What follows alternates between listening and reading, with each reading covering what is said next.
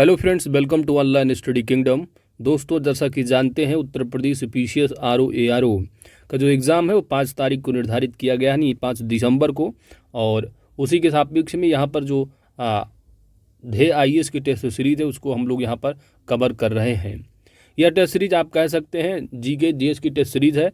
तो इससे जो है आप हाई कोर्ट आरओ एआरओ या और भी आप जो वनडे एग्ज़ाम के लिए, लेकिन अगर आपको स्पेशली तैयारी करना है पीसीएस आरओ एआरओ की, तो सीरीज आप जो आपके लिए काफ़ी महत्वपूर्ण साबित होगी। यहाँ से आपके अच्छे खासे फैक्ट के साथ साथ जो है कुछ इंपॉर्टेंट प्रश्नों की भी जो है प्रस्तुति की गई है, जो कि आप समझ सकेंगे किस तरह एग्जाम में प्रश्न पूछे जाएंगे। तो दोस्तों, अगर आप हमारे चैनल पर नए हैं तो चैनल को आप ज़रूर सब्सक्राइब कीजिएगा, क्योंकि आपकी सब्सक्रिप्शन ही हमारी ताकत है। साथ ही ऑल नोटिफिकेशन बेल आइकन को आप ज़रूर प्रेस कर लेना, ताकि आने वाली वीडियो की अपडेट्स या आने वाले टेस्ट वीडियो की अपडेट जो है आप सभी को प्राप्त होती रहे। तो आप जैसा कि जानते हैं, उत्तर प्रदेश आरओ एआरओ का जो एग्ज़ाम है 5 दिसंबर को, अच्छा खासा कंपटीशन है।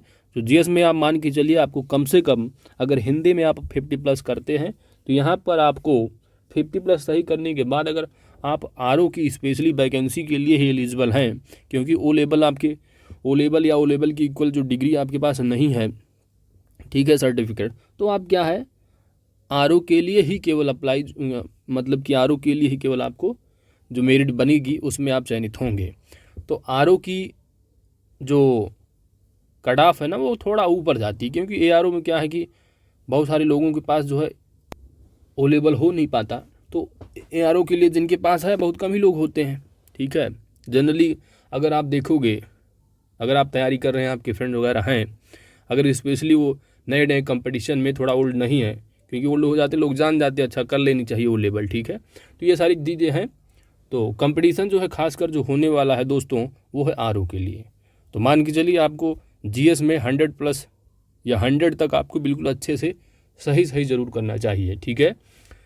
तो आइए यहाँ पर स्टार्ट करते हैं ज़्यादा टाइम न लेते हुए।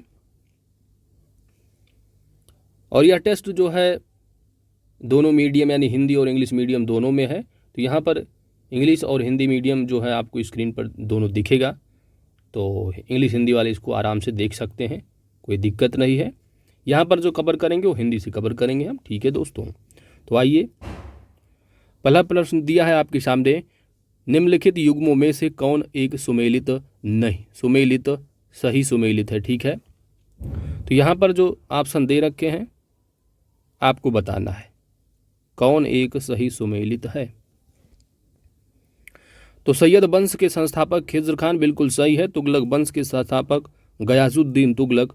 पाल वंश के संस्थापक गोपाल वंश। तो यहाँ पर सभी के सभी युग्म जो है वो सही सुमेलित है। ऑप्शन डी यहाँ पर सही जवाब हो जाएगा। अगला प्रश्न है कि आंग्ल मैसूर युद्ध के संबंध में निम्नलिखित युग्मों में से कौन सा सही सुमेलित नहीं है। तो यहाँ पर जो ऑप्शन डी दे रखा है यह बिल्कुल गलत सुमेलित है, ठीक है। तो ऑप्शन डी यहाँ पर सही जवाब हो जाएगा। चतुर्थ जो आंग्ल मैसूर युद्ध हुआ था यह 1799 ईस्वी में, कब, 1799 ईस्वी में लॉर्ड वेलिजली के कार्यकाल में संपन्न हुआ था। किसके, लॉर्ड वेलिजली, ठीक है। तो लॉर्ड वेलिजली के कार्यकाल में संपन्न हुआ था। और इस युद्ध में हैदर अली की मृत्यु नहीं हुई थी, इस युद्ध में टीपू सुल्तान की मृत्यु हुई थी। किसकी, टीपू सुल्तान की, ठीक है। तो इसलिए ऑप्शन यहाँ पर डी गलत सुमेलित है। आगे चलते हैं।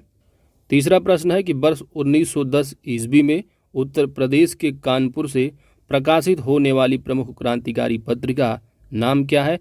प्रताप। इसका जो संपादन है उसने किया था। तो यहाँ पर आपका सही जवाब होगा गणेश शंकर विद्यार्थी ने। Option A is correct answer. अगला प्रश्न है, निम्नलिखित में से किस कांग्रेस अधिवेशन को कलकत्ता विश्वविद्यालय की पहली महिला स्नातक कादम्बिनी गांगुली ने संबोधित किया था। यहाँ पर आपका सही जवाब है। तो कलकत्ता में ही कलकत्ता अधिवेशन हुआ था 1890 ईस्वी में, ठीक है। कब, 1890 ईस्वी में। यहीं पर जो है कादम्बिनी गांगुली ने संबोधित किया था। और इसकी जो अध्यक्षता है ना, अध्यक्षता किसने की थी, तो अध्यक्षता जो है वो फिरोज शाह मेहता ने। किसने, फिरोज शाह मेहता ने जो है इसकी अध्यक्षता की थी, ठीक है। आगे चलते हैं। 5वां प्रश्न है, निम्नलिखित में से कौन एक अरविंद घोष की रचना नहीं है? यहां पर आपका सही जवाब होगा option D, an introduction to the dream land. तो यह रचना किसकी है? अरविंद घोष की नहीं, तो यह रचना जो है वह भगत सिंह की है। किसकी? भगत सिंह की रचना है। ठीक है, तो ऑप्शन डी यहाँ पर सही जवाब है। अगला प्रश्न है, निम्नलिखित में से किस एक में गांधी जी ने लिखा है कि अगर केवल कायरता और हिंसा में से किसी एक को चुनना हो तो मैं किसको चुनूंगा? हिंसा को केवल जो है चुनने की सलाह दूंगा। तो यहाँ पर आपको बताना है किस पत्रिका के माध्यम से इन्होंने कहा था। तो यहाँ पर आपका सही जवाब हो young India. Option B is correct answer. अगले प्रश्न की ओर बढ़ते हैं। अगला प्रश्न है, निम्नलिखित युग्मों में से कौन सा एक सही सुमेलित नहीं है? यहां पर आपका सही जवाब है फ्रेजर आयोग लॉर्ड हार्डिंग से संबंधित नहीं है, क्योंकि जो फ्रेजर आयोग है इसका जो गठन है वह वर्ष 1902 ईस्वी में किया गया था, लॉर्ड कर्जन के कार्यकाल में, न कि लॉर्ड हार्डिंग। ठीक है, किसके? Lord Curzon. ठीक है, यहाँ पर कर्जन अगर होता तो सही हो जाता। आगे चलते हैं दोस्तों, और इसका जो उद्देश्य था क्या था? पुलिस की कार्य पद्धति पर विचार करना, फ्रेजर आयोग। आगे चलते हैं। अगला प्रश्न 8वां है कि निम्नलिखित में से किस एक दिन को पूरे देश में खिलाफत दिवस के रूप में मनाया गया था? खिलाफत दिवस। यहां पर आपका सही जवाब है ऑप्शन सी, 17 अक्टूबर 1919 ईस्वी को। अगला प्रश्न है कि बौद्ध ग्रंथ के त्रिपिटक में से किस एक की रचना तृतीय बौद्ध संगीत में की गई थी? तो आप जानते हैं कि सुत्त पिटक, विनय पिटक और अधिधम्म पिटक तीनों के तीनों जो है बौद्ध ग्रंथ की त्रिपिटक कहे जाते हैं। तो तृतीय बौद्ध संगीत में जो रचना की गई थी वह अधिधम्म पिटक की। ऑप्शन यहाँ पर सी सही जवाब हो जाएगा। 10वां प्रश्न है, निम्नलिखित पर आपको विचार करना है, यानी उपरोक्त में जो यहाँ पर कुछ साक्ष्य दिए हुए हैं और ये साक्ष्य लोथल से प्राप्त कौन कौन से जो साक्ष्य दिए हैं, इनमें से कौन कौन से ऐसे साक्ष्य हैं जो लोथल से प्राप्त हुई हैं। जैसा कि आप जानते हैं लोथल एक हड़प्पा कालीन स्थल है। ठीक है, एंशिएंट हिस्ट्री में पढ़े। तो यहाँ पर आपका सही जवाब क्या होगा दोस्तों? फारस की जो मुद्रा है यह लोथल से प्राप्त हुई है, और 3 युगल समाधियां भी कहाँ से? लोथल से। डकयार्ड भी लोथल से। लेकिन जो आपसे यहाँ पर चौथा नंबर दे रखा है, स्त्री के गर्भ से निकला हुआ जो पौधा है, यह लोथल से नहीं, कहाँ से प्राप्त हुआ इसका साक्ष्य? इसका साक्ष्य जो है वो हड़प्पा से प्राप्त हुआ है। ठीक है, हड़प्पा। तो हड़प्पा जो स्थल है आप जानते हैं पाकिस्तान में रावी नदी पर। तो यहाँ पर आपको लोथल से जो रिलेटेड साक्ष्य हैं 1, 2 और 3, यानी ऑप्शन सी यहाँ पर सही जवाब हो जाएगा। लोथल आप जानते हैं भोगवा नदी पर स्थित और कहाँ पर है? गुजरात राज्य में। चलिए आगे चलते हैं। 11वां नंबर है कि संगम काल में चोलों की जो राजधानी थी वह क्या थी? चोलों की राजधानी। Correct answer is option B, Uraiyur. ठीक है, क्या थी? उरैयूर थी। Option B is correct answer. अगला प्रश्न है 12वां, निम्नलिखित कथनों पर विचार करना है कि कौन सा असत्य है? कौन सा जो कथन है वह असत्य है? तो यहाँ पर जो पहला ऑप्शन दे रखा है कि गुर्जर प्रतिहार वंश का संस्थापक दंती दुर्ग था, तो दंती दुर्ग ना होकर के कौन था? गुर्जर प्रतिहार वंश का जो संस्थापक था वो था नागभट्ट प्रथम। कौन? नागभट्ट प्रथम था। ठीक है, जिनका जो कार्यकाल रहा वो 730 ईस्वी से लेकर के 750 ईस्वी तक। तो नागभट्ट प्रथम रहे। ठीक है, इसके संस्थापक, और इस काल का जो टाइम पीरियड रहा 730 से लेकर के 750 ईस्वी तक। गुर्जर प्रतिहार वंश। दूसरा जो कथन दे रखा है वो दिया है कि मिहिर भोज वैष्णव धर्मानुयायी था तथा इसने आदिवराह की उपाधि धारण की। तो दूसरा बिल्कुल सही है, इसलिए यहाँ पर जो असत्य पूछा है यानी केवल और केवल एक जो है वो गलत है। ऑप्शन ए यहाँ पर सही जवाब हो जाएगा।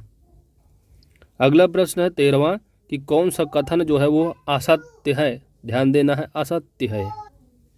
पहला कथन है कि असहयोग आंदोलन की पुष्टि 1920 ईस्वी में नागपुर के अधिवेशन में हुई थी, बिल्कुल सही है। हिंदू मुस्लिम असहयोग आंदोलन नजदीक आए थे, यह भी सही है। तीसरा दे रखा है कि गांधी जी ने नवजीवन पत्रिका में असहयोग आंदोलन को समाप्त करने के बारे में लिखा, तो यह बात बिल्कुल गलत है। तो गांधी जी ने जो लिखा था वो नवजीवन पत्रिका में नहीं, असहयोग आंदोलन समाप्त करने की जो बात बारे में जो लिखा था वह किसमें, यंग इंडिया में। किसमें, यंग इंडिया में, ठीक है। तो यंग इंडिया जो उनकी पत्रिका थी जो प्रकाशित करते थे, उसमें इन्होंने लिखा कि आंदोलन को हिंसक होने से बचाने के लिए मैं हर एक अपमान, हर एक यंत्रपूर्ण बहिष्कार, यहाँ तक कि मौत को भी सहने को तैयार हूँ। यह चीज़ जो है इन्होंने यंग इंडिया में कहा था। चलिए आगे चलते हैं। 14 नंबर प्रश्न है कि निम्नलिखित में से किसने मुगल काल में नौसेना का पुनर्गठन किया तथा नौसैनिक बेड़ों को शक्तिशाली बनाया। 14 नंबर, यहाँ पे आपके ऑप्शन दे रखे हैं। यहाँ पर आपका सही जवाब होगा option C, Shaista Khan. Option C is correct answer. बढ़ते हैं अगले प्रश्न की ओर। 15वां नंबर है, कुछ हड़प्पा कालीन स्थल दे रखे हैं, उनकी खोज करता है। यहाँ पर आपको मिलान करना है, कौन सा जो है वो सही सुमेलित नहीं है। तो यहाँ पर जो ऑप्शन बी दे रखा है यह गलत सुमेलित है, ठीक है। इसलिए ऑप्शन यहाँ पर बी सही जवाब हो जाएगा, क्योंकि धौलावीरा की खोज जो है वो एमजी मजूमदार के द्वारा ना होकर किसके द्वारा की गई थी। इसकी जो खोज है वो इसके जो खोज करता रहे वह आर.एस. बिष्ट। कौन थे, आर.एस. बिष्ट थे, ठीक है। चलिए आगे चलते हैं। बाकी सही जो दे रखे हैं सभी सुमेलित है कि बनावाली आर.एस. बिष्ट ने किया था।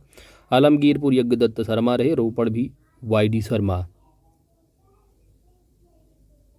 और ये जो स्थल दे रखे बनावाली, धौलावीरा, आलमगीरपुर और या रोपड़, इसको आप कमेंट करके जरूर बताइएगा दोस्तों कि ये जो स्थल है ये किस प्रदेश में है भारत के, और साथ ही साथ ये किस नदी पर स्थित है। ऐसे इंपॉर्टेंट तथ्य एग्जाम में आपको बनते हैं। आगे चलते हैं। अगला प्रश्न दे रखा है, गाथा सप्तशती नामक मुक्तक काव्य की रचनाकार हाल का संबंध किस वंश से है। ठीक है, हाल हाला इंग्लिश में देख सकते हैं। तो यहाँ पर आपका जो सही जवाब होगा दोस्तों वह होगा ऑप्शन बी, आंध्र सातवाहन वंश से जो है ये संबंधित रहे हैं। गाथा सप्तशती नामक मुक्तक काव्य के रचनाकार हाला। आगे चलते हैं। अगला प्रश्न 17वां नंबर है, निम्नलिखित कथनों में से कौन सत्य कथन की यहाँ पर आपको पहचान करना है। सत्य यानी कौन सा सत्य है आपको बताना है। तराइन का युद्ध के बाद भारत में तुर्की राज्य की स्थापना हुई थी, बिल्कुल सही है। चौहानों की पूरी वंशावली बिजौलिया अभिलेख में मिलती है। तो दोनों के दोनों कथन जो है बिल्कुल सत्य हैं। आगे चलते हैं। अगला प्रश्न है उत्तमेरूर, ठीक है। उत्तमेरूर अभिलेख जो है इसका संबंध किस एक से है। यहाँ पर आपका सही जवाब होगा चोलकालीन स्थानीय स्वशासन से। ऑप्शन यहाँ पर ए सही जवाब हो जाएगा। अगला प्रश्न 19वां है, 19 नंबर, ठीक है।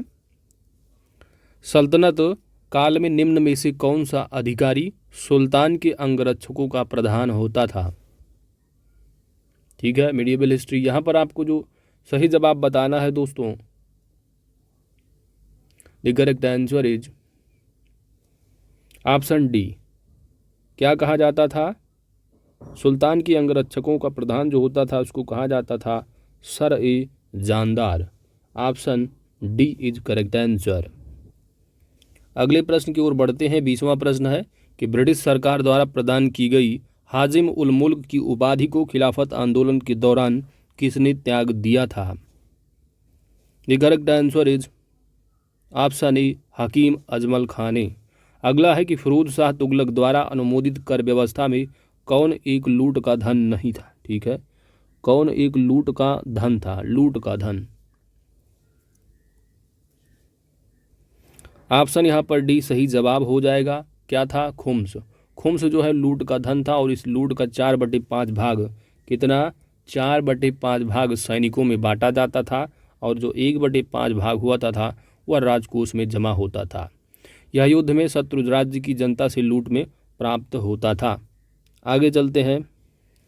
अगला प्रश्न है, कुछ विद्रोह दे रखे हैं और विद्रोह जो नेता नेतृत्व करते थे यहाँ पर आपको मिलाना है। यहाँ से प्रश्न आपको एग्जाम में ज़रूर मिलते हैं, ईयर भी देखने को आपको मिलेंगे। ठीक है, तो आपको यहाँ पर मिलान करना है। ठीक है, इम्पॉर्टेंट क्वेश्चन है दोस्तों, विद्रोह से आपको क्वेश्चन एग्जाम में ज़रूर देखने को मिलेंगे। ठीक है, क्रोनोलॉजी मिलाने को दे देते हैं या कौन से विद्रोह जो है किसने नेतृत्व किया था यहाँ पर आपको बताना है। तो रामौसी विद्रोह से जो संबंधित रहे हैं वो रहे क्या, इनका नाम रहा चित्तर सिंह। कौन? चित्तर सिंह। तो यहाँ ए का 2 हो जाएगा। इसके साथ ताना भगत सिंह की अगर बात की जाए तो ताना भगत जो विद्रोह रहा ये इसकी संबंधित कौन से नेता रहे हैं, तो इससे संबंधित जो नेता रहे वो रहे जतरा सिंह। ठीक है, खासी से देखोगे तो खासी का तीरथ सिंह और पाइक से जो है वो जगबंधु। तो यहाँ पर ए का 2 और बी का 1। ठीक है, तो यहाँ पर ऑप्शन जो है वो सी सही जवाब हो जाएगा। ठीक है, आगे चलते हैं। 23 नंबर है कि वह युद्ध जिसमें अंग्रेजों ने डचों को पराजित कर भारतीय बाजार से बाहर किया है। The correct answer is option B, Bedara का युद्ध। वर्ष 1759 ईस्वी में बेदरा का युद्ध हुआ था। कब? 1759 ईस्वी में। इस युद्ध में अंग्रेजों ने डचों को क्या है पराजित किया था। अंग्रेजों ने किसको पराजित किया था? डचों को। ठीक है, तो ऑप्शन बी यहाँ पर सही जवाब होगा। वाड़ीवास का युद्ध भी जो है काफ़ी इम्पॉर्टेंट, ये भी एग्जाम में पूछा जाता है, तो इसको भी ध्यान रखिए दोस्तों। ये जो युद्ध है वो 1760 ईस्वी में हुआ था। कब? 1760 ईस्वी में हुआ था। इसमें जो है इस युद्ध में अंग्रेज़ों ने किसको, देखिए बेदरा में क्या था कि अंग्रेज़ों ने जो है डचों को पराजित किया था। ठीक है, और क्या है भारत से जो है व्यापार से जो है उनको बाहर कर दिया था। वाड़ीवास के युद्ध में जो है वो 1760 में हुआ था। इस युद्ध में अंग्रेजों ने किसको पराजित कर भारत व्यापार बाहर कर दिया था? वो थे फ्रांसीसियों को। ठीक है, तो वाड़ीवास के युद्ध में अंग्रेजों ने फ्रांसीसियों को बाहर किया था, जबकि बेदरा के युद्ध में जो है वो डचों को। आगे चलते हैं। निम्नलिखित में से किस आंदोलन के कारण भारतीय राष्ट्रीय कांग्रेस का विभाजन हुआ, जिसके परिणाम स्वरूप नरम दल और गरम दल का उद्भव हुआ? यहाँ पर सही जवाब है ऑप्शन ए, स्वदेशी आंदोलन। आगे बढ़ते हैं। बल्लारपुर कागज निर्माण उद्योग हेतु प्रसिद्ध है और यह कहाँ पर स्थित है? बल्लारपुर। यहाँ पर सही जवाब होगा, यहाँ पर आपका सही जवाब जो होगा option C correct answer, Maharashtra में। ठीक है, आगे बढ़ते हैं। निम्नलिखित में से कौन एक सुषुप्त ज्वालामुखी का उदाहरण है? सुषुप्त, डॉर्मेंट वोल्केनो। सही जवाब है ऑप्शन बी, वेसुवियस सुषुप्त ज्वालामुखी। यह कहाँ पर स्थित है? तो इटली में स्थित है। कहाँ पर? इटली में एक राज्य है नेपिल्स। ठीक है, क्या है? नेपिल्स राज्य है इटली में, तो यहाँ पर स्थित है। आगे चलते हैं। निम्नलिखित में से कौन सी जलसंधि मैक्सिको की खाड़ी एवं कैरिबियन सागर को जोड़ती है? यहाँ पर आपका सही जवाब है ऑप्शन सी, यूकाटन जलसंधि। तो यूकाटन जो जलसंधि है मैक्सिको की खाड़ी एवं कैरिबियन सागर को जोड़ती है, लेकिन अलग किसको करती है? तो यूकाटन प्रायद्वीप हो जाता है, यूकाटन प्रायद्वीप। ठीक है, और किसको? यूकाटन प्रायद्वीप हो जाता है और साथ ही क्यूबा। ठीक है, तो यूकाटन प्रायद्वीप एवं क्यूबा क्या है? अलग करती है। ठीक है, और जोड़ती किसको है? मैक्सिको खाड़ी एवं कैरिबियन सागर को। चलिए आगे चलते हैं। बैक्टीरिया की सेल वॉल बनी होती है। यहाँ पर आपका सही जवाब होगा ऑप्शन डी, पेप्टाइडोग्लाइकॉन की। ऑप्शन डी यहाँ पर सही जवाब होगा। कोशिका जो भित्ति है, ठीक है, सेल वॉल, तो कोशिका जो भित्ति है वह जो है, ठीक है, तो बैक्टीरिया की सेल वॉल जो बनी होती किसकी? पेप्टाइडोग्लाइकॉन की। ठीक है, बैक्टीरिया की सेल वॉल, कोशिका भित्ति, तो कोशिका भित्ति अगर पूछा था खोज किसने की थी? तो रॉबर्ट हुक ने। याद रखना है किसने? रॉबर्ट हुक ने। ठीक है, आगे चलते हैं। निम्नलिखित में से कौन एक संघनन का प्रकार नहीं है? संघनन का, यहाँ पर आपका सही जवाब होगा ऑप्शन ए धुंध। बाकी जो कोहरा है, ओश है, तुषार वृष्टि है, ये सभी जो है वो संघनन के ही प्रकार होते हैं। धुंध का जो निर्माण होता है ना, मुख्यतः वो जो है धूल एवं धुएं से होता है। ठीक है, धूल एवं धुएं से। तो ऑप्शन ए यहाँ पर सही जवाब है। ठीक है। अच्छा, संघनन क्या है? तो संघनन क्या है, बेसिकली जो है वो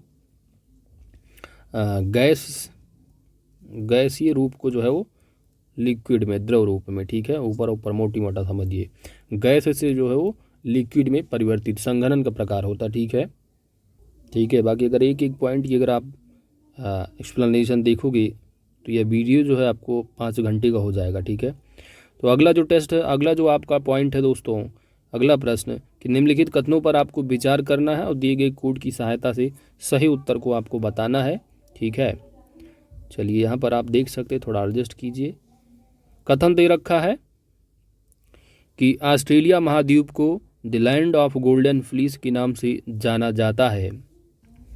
तो बिल्कुल सही है। और ऑस्ट्रेलिया वैश्विक स्तर पर सर्वाधिक ऊन का उत्पादन करता है, इसलिए ऑस्ट्रेलिया को महाद्वीप the land of golden fleece के नाम से जाना जाता है। तो कथन और कारण जो है बिल्कुल सही है। ऑप्शन ए यहाँ पर सही जवाब हो जाएगा। अगला प्रश्न है, सैंडविच गर्त तथा टेलीग्राफिक पठार का संबंध निम्नलिखित में से आपको बताना है किससे है? सैंडविच गर्त तथा टेलीग्राफ पठार, यहाँ पर आपका सही जवाब होगा ऑप्शन सी अटलांटिक महासागर से। अंतर्राष्ट्रीय तिथि रेखा से सर्वाधिक निकट स्थित जलमंडू मध्य कौन सा है? ठीक है, तो जलडमरू मध्य जो कौन सा है आपको यहाँ पर बताना है। State nearest to international date line is, यहाँ पर सही जवाब है ऑप्शन बी बेरिंग जलसंधि। कौन सी जलसंधि है? बेरिंग जलसंधि है, जो कि अंतर्राष्ट्रीय तिथि रेखा के सर्वाधिक निकट है। 33 नंबर है, निम्नलिखित युग्मों में से कौन सा एक सही सुमेलित नहीं है? ठीक है, ज्वालामुखी दे रखा है और किस कंट्री से संबंधित है आपको बताना है, किस कंट्री में स्थित है। तो यहाँ पर जो सही सुमेलित नहीं है वो है ऑप्शन बी। ठीक है, क्योंकि जो सबनकाया ज्वालामुखी है यह इंडोनेशिया में स्थित नहीं है, ये कहाँ है? पेरू में। ठीक है, ऑप्शन बी यहाँ सही जवाब होगा। अगला जो प्रश्न है, आल्प्स पर्वत श्रेणी का आपको यहाँ पर विस्तार बताना है। ठीक है, कि फ्रांस, जर्मनी, इंग्लैंड, ऑस्ट्रिया, ठीक है, इनमें से जो आपको विस्तार बताना है कहाँ कहाँ पर है। ठीक है, और कहाँ पर नहीं है। तो यहाँ पर आपको सही जवाब चुनना है कहाँ पर है। ठीक है, तो देखिए जो आल्प्स पर्वत है यह मध्यवर्ती यूरोप में स्थित है। कहाँ पर है? मध्यवर्ती यूरोप में स्थित है। और इसका जो विस्तार है, इसका विस्तार जो है ऑस्ट्रिया में भी है, ठीक है, और जर्मनी में भी है, और साथ ही साथ जो है वो फ्रांस में भी है। ठीक है, यहाँ पर जो सही जवाब होगा 1, 2 और 4। ठीक है, कौन सा सही जवाब है? 1, 2 और 4 यहाँ पर सही जवाब होगा। यानी कहने का मतलब ऑप्शन डी यहाँ पर सही जवाब हो जाएगा। ठीक है, और इंग्लैंड में क्या है? नहीं है। ठीक है, आगे चलते हैं। निम्न कथनों पर आपको विचार करना है और बताना है कौन सी जो नदी है वह अमरकंटक पठार से नहीं निकलती है। तो यहाँ पर आपका सही जवाब है ताप्ती जो नदी है वह अमरकंटक पठार से नहीं निकलती है। ठीक है, ताप्ती नदी जो है वो बैतूल ज़िले के, एमपी में है एक डिस्ट्रिक्ट बैतूल। ठीक है, क्या है? बैतूल ज़िला। ठीक है, और वहाँ का स्थान क्या है? मुल्ताई। मुल्ताई नामक स्थल से जो है ये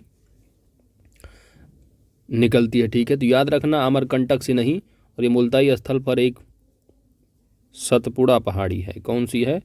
सतपुड़ा पहाड़ी, यहाँ से निकलती। ठीक है, तो याद रखना दोस्तों, अमरकंटक पठार से यहाँ पर पूछा गया है, तो यहाँ पर ये सतपुड़ा श्रेणी से निकलती है, ना कि अमरकंटक से ताप्ती। बाकी सोन, नर्मदा नदी ये सभी की सभी अमरकंटक पठार से, अमरकंटक पहाड़ी से निकलती हैं। तो यहाँ पर ऑप्शन जो है वह डी सही जवाब होगा। अगला प्रश्न है आपका, सुदूर तारों व गैलेक्सियों के पृथ्वी के सापेक्ष वेग तथा उनकी गति की दिशा ज्ञात की जाती है। The correct answer is option B, Doppler प्रभाव द्वारा। अगला जो प्रश्न है प्रश्न नंबर 37 है।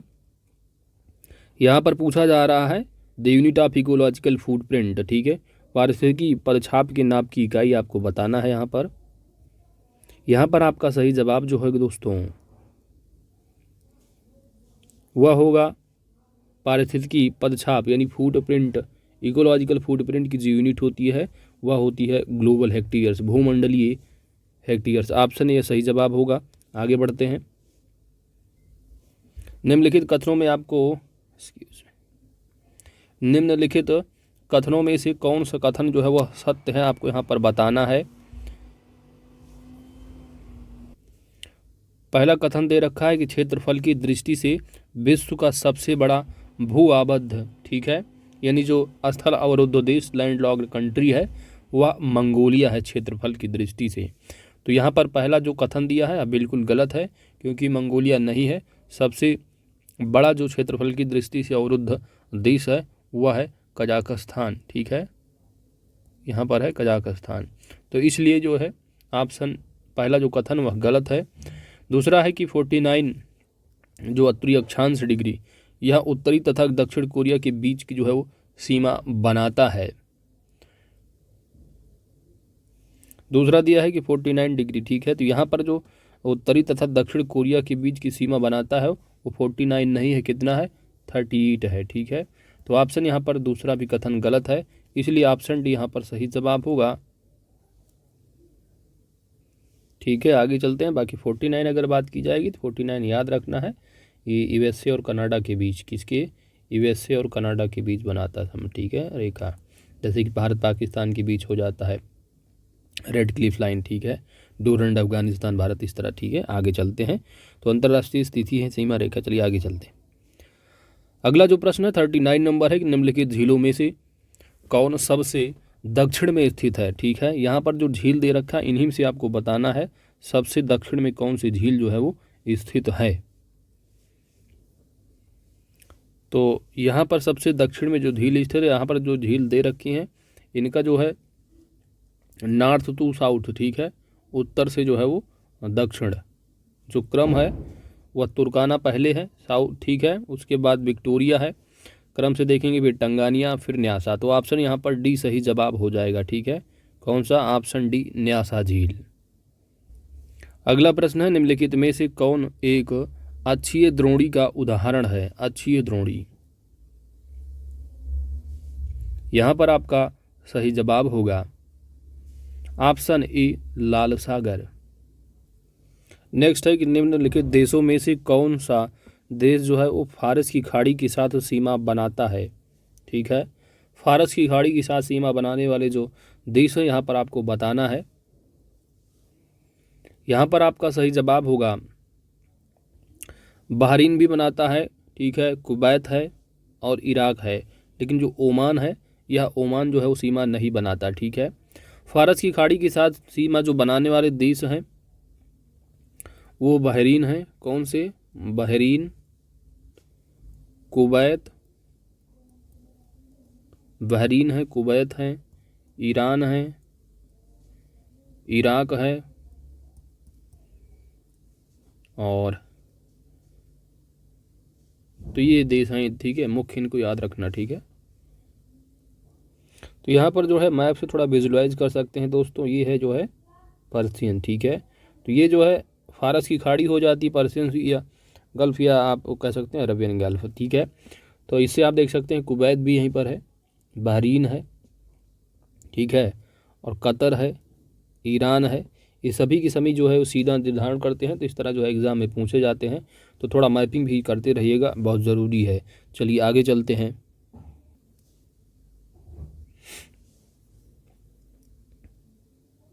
और जो ऑप्शन में आपका जो ओमान दे रखा, आप देख सकते हैं ओमान जो है कहाँ पर है। ठीक है, आगे चलते हैं। मैप से क्या है, थोड़ा विजुलाइज रहता है, थोड़ा जो है आपकी मेमोरी में जल्दी जाता है। ठीक है, तो मैपिंग करना बहुत ज़रूरी हो जाता है जियोग्राफी में। आगे चलते हैं। आगे कुछ नगर दे रखे हैं और नदियाँ दे रखी हैं। ठीक है, तो कौन से नगर किनारे कौन सी नदियाँ जो है वो बसी हैं। ठीक है, यहाँ पर आपको बताना है किस नदी के किनारे कौन सा नगर है। इस तरह आप यहाँ पर समझ सकते हैं, पूछा गया है। तो यहाँ पर जो गलत सुमेलित, जैसे कि ब्राज़ावेले जो है ये कांगो नदी के किनारे है, तो यह बिल्कुल सही है। रॉटरडम, तो रॉटरडम जो है यह राइन नदी के किनारे स्थित है।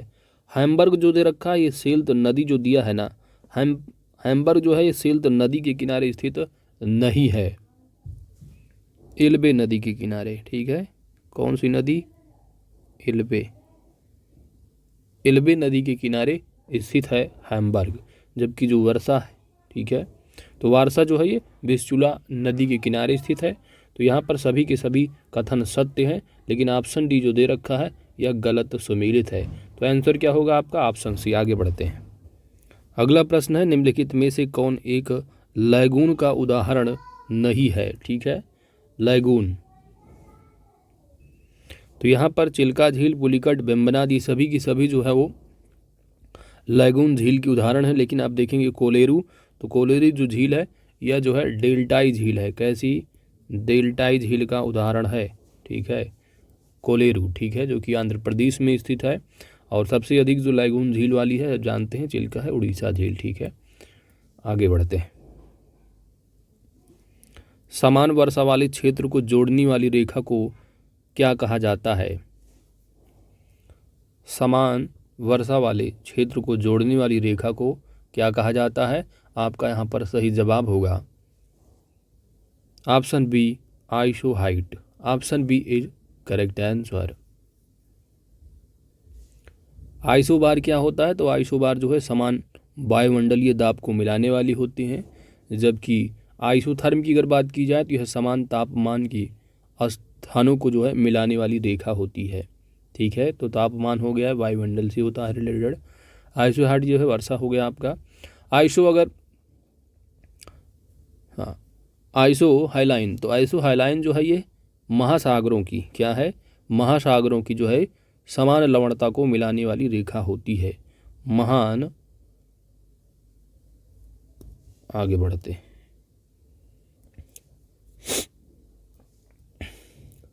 अगला प्रश्न आपका दोस्तों 45 नंबर है कि चूना पत्थर निम्नलिखित में से किस एक क्रम की चट्टानों में प्रमुख रूप से पाया जाता है। चूना पत्थर, यहाँ पर आपका सही जवाब है, एक्चुअली इसको थोड़ा जूम इन कर। ठीक है, आप देख सकते हैं यहाँ पर आपके 4 ऑप्शन दे रखे हैं।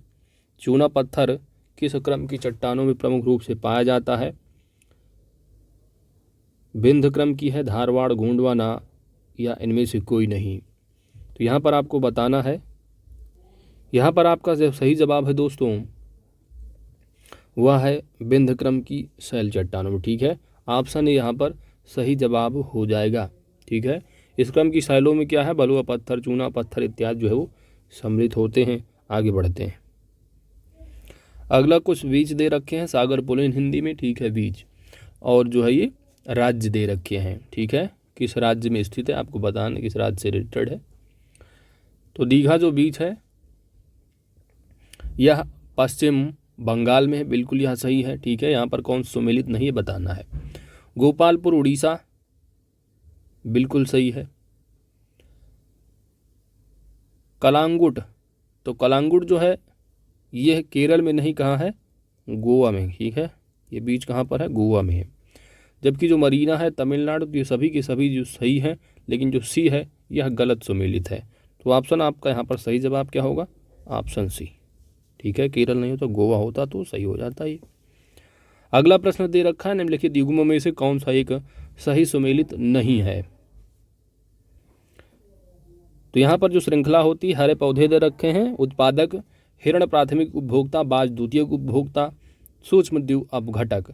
यहाँ पर आपको बताना है कौन सा गलत है। ठीक है, हरे जो पौधे होते हैं वो उत्पादक बिल्कुल सही है, हिरण जो है वो प्राथमिक उपभोक्ता है, ठीक है। तो यह भी सही है, ठीक है, क्योंकि जो हरे पौधे हैं, ठीक है, हरे पौधे उत्पादक हो गए और हरे पौधों को जो खाते हैं हिरण, ठीक है, हिरण वगैरह चरते हैं, अपना खाते हैं, ये द्वितीय प्राथमिक उपभोक्ता आ जाते हैं। द्वितीय उपभोक्ता जो बताया जा रहा है बाज को, ठीक है, तो बाज जो है वो द्वितीय में नहीं होकर किस में आता है, तृतीय उपभोक्ता होता है, ठीक है। इसलिए यहाँ पर जो ऑप्शन सी दे रखा है वह सही जवाब हो जाएगा, ठीक है, क्योंकि द्वितीय जो श्रेणी वाले होते हैं क्या है कि स्वयं तो निर्भर होते नहीं, ठीक है, जो भोजन खाने वाले होते हैं उन्हीं की ऊपर निर्भर होते हैं, ठीक है। तो अब ये गिद्ध हो गए, शेर हो गए, बाज, ये सब जो है क्या है, बेसिकली जो है तृतीय श्रेणी में आते हैं, ठीक है। तो तृतीय श्रेणी में वे सभी जंतु सम्मिलित होते हैं जो भोजन के लिए क्या है, द्वितीय श्रेणी पर निर्भर करते हैं, द्वितीय उपभोक्ता वाले पर, ठीक है। और जो ये आपका दे रखा है डिकम्पोजर, ठीक है, सूक्ष्म जीव अपघटक, ऑप्शन ये भी सही है, तो यहाँ पर सी।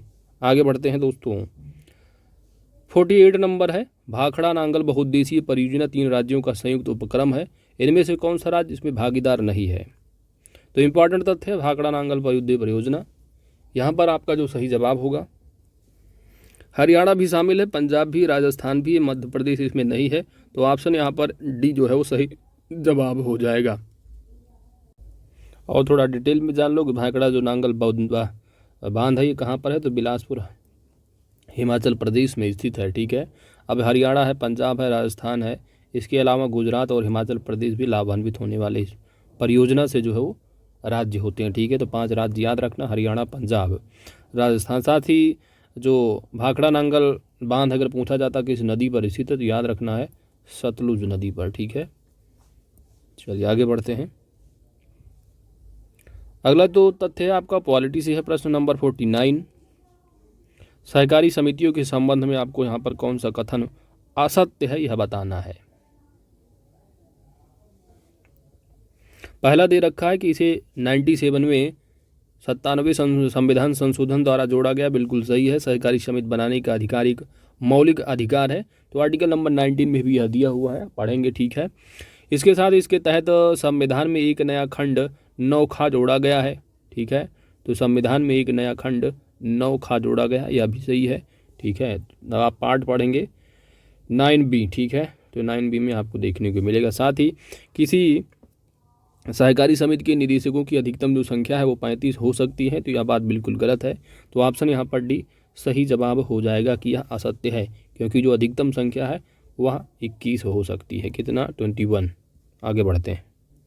अगला प्रश्न है कि निम्नलिखित अनुच्छेदों में से कौन सा एक लोक सेवा आयोग के कार्यों से संबंधित है, लोक सेवा आयोग के कार्यों से।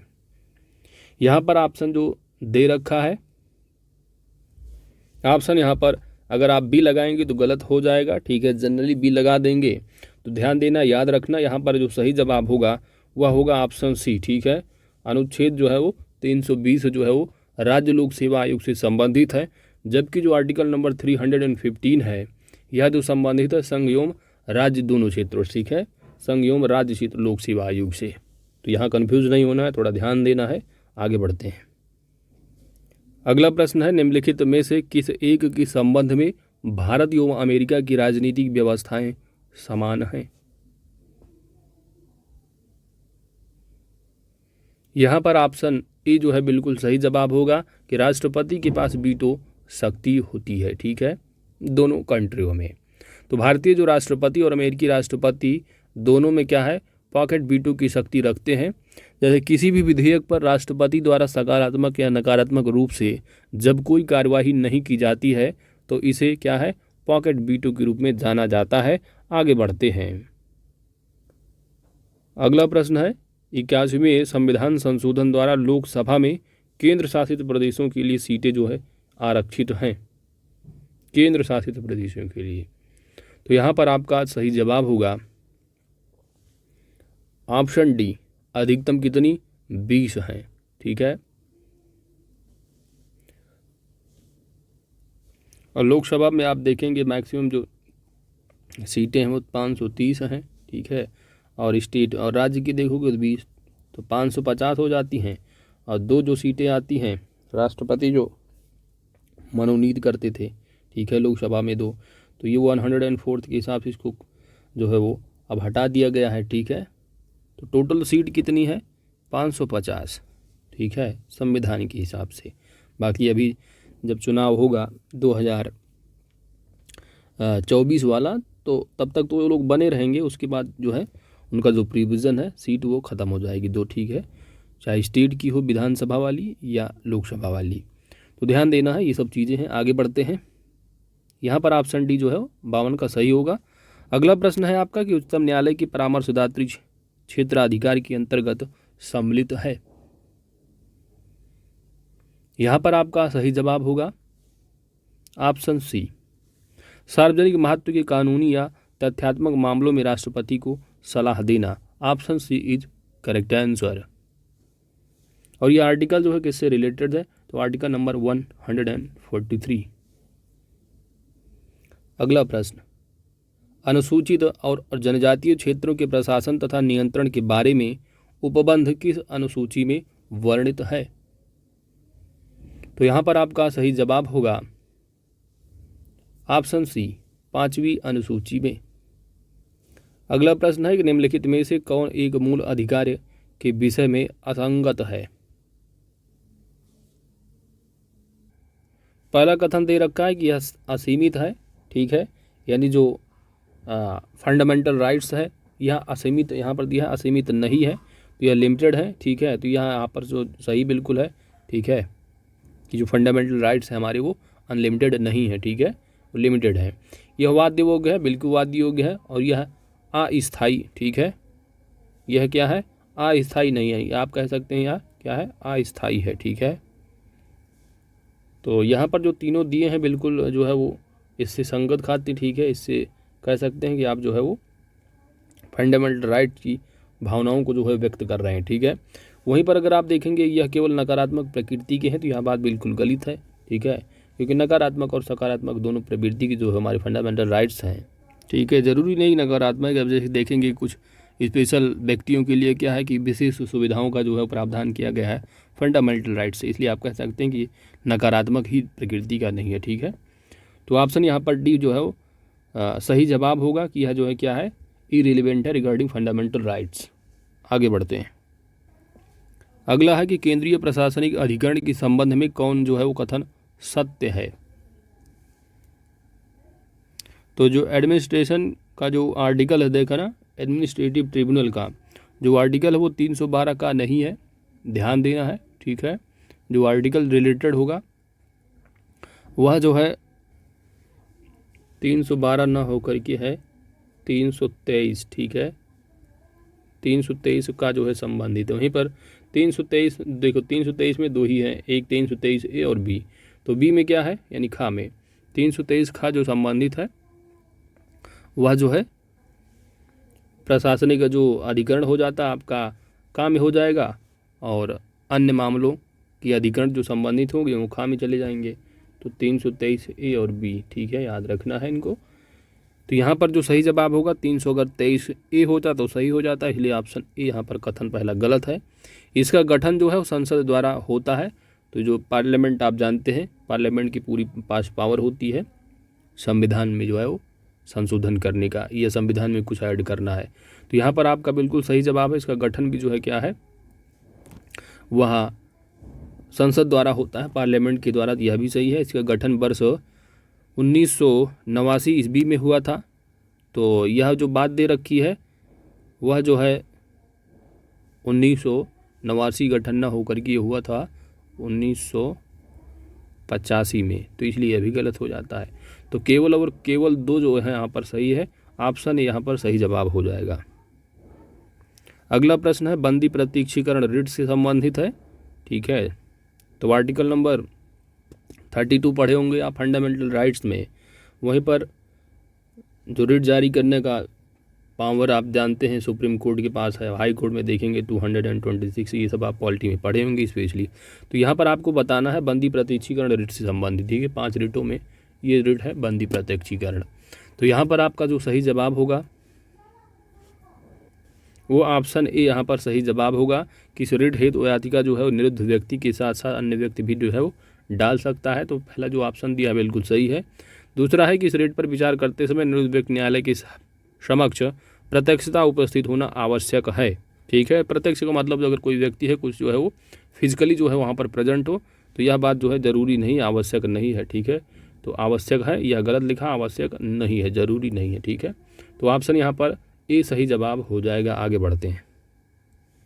अगला प्रश्न नंबर 58 दे रखा है, निम्नलिखित में से कौन से दो अनुच्छेद भारतीय संविधान में केंद्र एवं राज्यों के मध्य शक्ति विभाजन को विनियमित करते हैं? तो ऑप्शन यहाँ पर ए सही जवाब होगा, आर्टिकल 245 और 246।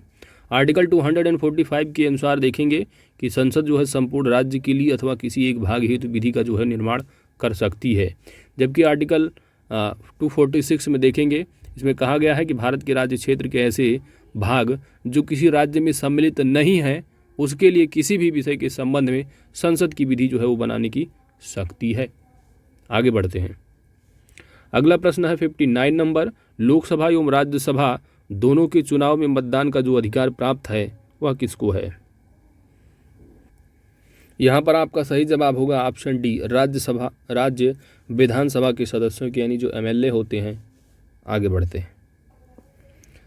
73वां संविधान संशोधन अधिनियम पूरे देश में कब लागू हुआ?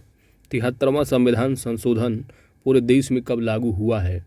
यहाँ पर आपका सही जवाब होगा वर्ष 1993 में 24 अप्रैल। ठीक है, ऑप्शन यहाँ पर डी सही जवाब होगा। अगला प्रश्न है 61 नंबर कि निम्नलिखित में से कौन एक ऐसे लोकसभा अध्यक्ष रहे जो बाद में राष्ट्रपति बने? यहाँ पर आपका सही जवाब है option C, Neelam Sanjiva Reddy. Option C is correct answer. Next है कि निम्नलिखित में से कौन भारत में क्रीमी लेयर का निर्माण करने हेतु उत्तरदायी है? क्रीमी लेयर, यहाँ पर आपका सही जवाब होगा ऑप्शन ए, पिछड़ा वर्ग आयोग। अगला प्रश्न है, एक उच्च न्यायालय के न्यायाधीश अपना त्यागपत्र जो है वो किसे सौंपता है, संबोधित करता है? यहाँ पर आपका सही जवाब क्या होगा? उच्च न्यायालय का जो न्यायाधीश है अपना त्यागपत्र जो है राष्ट्रपति को सौंपता है। ऑप्शन ए यहाँ पर सही जवाब हो जाएगा। संविधान के अनुच्छेद 136 के संबंध में सत्य कथन का यहाँ पर आपको चुनाव करना है। यह विशेष इजाजत से संबंधित आर्टिकल नंबर 136, इसके माध्यम से उच्चतम न्यायालय में अपील किए जाने का प्रावधान किया गया है। यह भी सही है। अपील की इजाज़त स्वयं उच्चतम न्यायालय अपने विवेकानुसार प्रदान करता है। तो सभी के सभी जो कथन हैं बिल्कुल सत्य हैं। ऑप्शन यहाँ पर डी सही जवाब होगा। आगे बढ़ते हैं। अगला प्रश्न है, निम्न में से कौन सी समिति मूल कर्तव्यों से संबंधित नहीं है? तो यहाँ पर आपका सही जवाब है ऑप्शन सी, अशोक चंद्रा। बाकी स्वर्ण सिंह समिति, वर्मा समिति, ये सभी के सभी जो समिति हैं दोनों, यह फंडामेंटल ड्यूटीज से क्या है, संबंधित है। ज़्यादातर जो पूछा जाता है कि समिति की अनुशंसा पर फंडामेंटल ड्यूटी को ऐड किया गया था, तो याद रखना है वो है स्वर्ण सिंह समिति। ठीक है, आगे बढ़ते हैं। निम्नलिखित में से किस अनुसूची के तहत राजनीतिक दलों की निर्वाचित सदस्यों की निर्भरता संबंधित प्रावधान जो है वर्णित है? ठीक है, तो under which of the following schedules provisions for the disqualification of elected member of political parties has been mentioned? यहाँ पर आपका सही जवाब है, सिंपल सा प्रश्न है, अधिकतर एग्जाम में पूछा जाता है। The correct answer is option C. ठीक है, यहाँ पर यानी 10th जो शेड्यूल है एंटी डिफेक्शन लॉ का, ठीक है, यहाँ पर सही जवाब हो जाएगा। आगे बढ़ते हैं। जिला न्यायाधीश पद पर नियुक्ति के लिए निम्नलिखित में से कौन सी योग्यताएं होनी चाहिए? जिला न्यायाधीश पद पर नियुक्ति के लिए, ठीक है, यहाँ पर आपका सही जवाब है उपरोक्त सभी। वह केंद्र या राज्य सरकार में किसी सरकारी सेवा में कार्यरत न हो, उसे कम से कम 7 वर्ष का अधिवक्ता का अनुभव हो और उच्च न्यायालय ने उसकी नियुक्ति की सिफारिश की हो। ठीक है, तो याद रखना, इंपॉर्टेंट तथ्य हैं। आगे बढ़ते हैं। और इसका जो प्रावधान है जिला न्यायाधीश पद पर नियुक्ति के लिए आर्टिकल नंबर 233 जो है वो संबंधित है, 233। अगला प्रश्न दे रखा है, यहाँ पर आपको सही सुमेलित नहीं है, बताना है कौन सा। यहाँ पर आपका सही जवाब होगा ऑप्शन डी, घटपर्णी। घटपर्णी जो है परजीवी आवृतबीजी नहीं होते हैं। घटपर्णी जो है कीटभक्षी पौधे होते हैं और यह परजीवी नहीं बल्कि क्या है, प्रकाश संश्लेषण क्रिया द्वारा अपना भोजन बनाने में सक्षम होते हैं घटपर्णी। ठीक है, आगे बढ़ते हैं। अगला प्रश्न है, निम्नलिखित में से कौन सा हार्मोन्स बच्चों के बढ़ने में सहायक है? The correct answer is option D, somatotropin. Somatotropin hormone से शरीर की संरचना, तरल पदार्थ, हड्डी और मांसपेशियों की वृद्धि में सहायक होता है। अगला 70 नंबर है कि वह तत्व जो रक्त में नहीं पाया जाता है। रक्त में जो तत्व नहीं पाया जाता है वह है क्रोमियम। ऑप्शन यहाँ पर सही जवाब होगा 71 है कि क्विक सिल्वर में सिल्वर की जो मात्रा होती है वह कितना प्रतिशत होती है क्विक सिल्वर में। यहाँ पर आपका सही जवाब होगा, अब यहाँ पर क्विक सिल्वर का मतलब यहाँ पर जो है क्या समझिए, ठीक है, Hg होता है। ठीक है, तो ये भी आपको समझना जरूरी हो जाता है। तो यहाँ पर Hg यानी पारा में सिल्वर की मात्रा, अभी आपको थोड़ा और आसान हो गया होगा। तो पारा में जो सिल्वर की मात्रा है वह कितनी होती है? Quick silver is also known as Hg पारा। ठीक है, Hg पारा को ही कहा जाता है। तो यहाँ पर आपका सही जवाब है 0%। ठीक है, तो पारा में जो सिल्वर की मात्रा होती है वह 0% है। अगला प्रश्न है, यहाँ पर आपको सम्मिलित करना है दोस्तों, 72 नंबर है। अब यहाँ पर आपको सम्मिलित करना है तो जीना जो कांच है यह सर्वोत्तम कांच होता है। ठीक है, डी का 2 हो जाएगा और डी का 2 केवल और केवल 1 में दिख रहा है। अगर आप 100% हैं तो आप इसको एलिमिनेट कर सकते हैं। ऑप्शन यहाँ पर सही जवाब हो जाएगा। ठीक है, जल कांच, तो जल कांच जो है यह सोडियम सिलिकेट होता है, जबकि जो फोटोक्रोमेटिक जो कांच है यह जो है धूप, ठीक है, धूप परिरक्षक होता है। ठीक है, लोग जैसे कि कोई चश्मा अगर देखते होंगे आप पहनता है, अगर धूप में पहन के जाता है तो क्या ऑटोमेटिकली जो है वो ब्लैक हो जाता है। अगला है आपका सोडा कांच, तो सोडा जो कांच है वह एक मृदु कांच है। ठीक है, तो ऑप्शन यहाँ पर ये सही जवाब हो जाएगा। आगे बढ़ते हैं। तंबाकू की पत्तियों को सुखाने की प्रक्रिया क्या कहलाती है? तंबाकू की पत्तियों को सुखाने की प्रक्रिया, ऑप्शन यहाँ पर आपका जो सही जवाब है वो है क्यूरिंग, ऑप्शन डी। ठीक है, तो तंबाकू की पत्तियां अगर सुखाया जाता है तो पंक्तियों में वांछित रंग, गंध तथा लचक आदि गुणों का क्या है, विकास होता है। अगला प्रश्न है 74 नंबर, निम्न कथनों पर आपको विचार करना है और सत्य कथन जो है वो चुनना है। 2 कथन दे रखे हैं, तो यहाँ पर आपका सही जवाब क्या है? किसी पदार्थ में अशुद्धि मिलाने से उसका जो गलनांक है वो घटता है, यह भी सही है। किसी पदार्थ में जो है अशुद्धि मिलाने से उसका क्वथनांक बढ़ता है। तो अशुद्धि अगर किसी पदार्थ में मिलाया जाता है तो गलनांक घटता है और क्वथनांक क्या है, बढ़ता है। ठीक है, याद रखना है। तो यहाँ पर ऑप्शन सी सही जवाब होगा। अगला प्रश्न है, निम्नलिखित में से कौन सा हार्मोन गर्भाशय को चौड़ा करता है ताकि बच्चे जन्म आसानी से हो सके? तो बच्चे का अगर जन्म आसानी से हो सके तो गर्भाशय को चौड़ा करने वाला जो हार्मोन्स है वो कौन सा है? तो आपका यहाँ पर सही जवाब क्या है? रिलैक्सेशन। ठीक है, कौन सा है? रिलैक्सिन। ऑप्शन यहाँ पर सी सही जवाब हो जाएगा। ठीक है, याद रखना कि थोड़ा रिलैक्स आसानी से बच्चा पैदा हो जाए। ठीक है, तो रिलैक्सिन। आगे बढ़ते हैं। 76 नंबर है कि बायोल्यूमिनेसेंस घटना जो है वह किससे संबंधित है?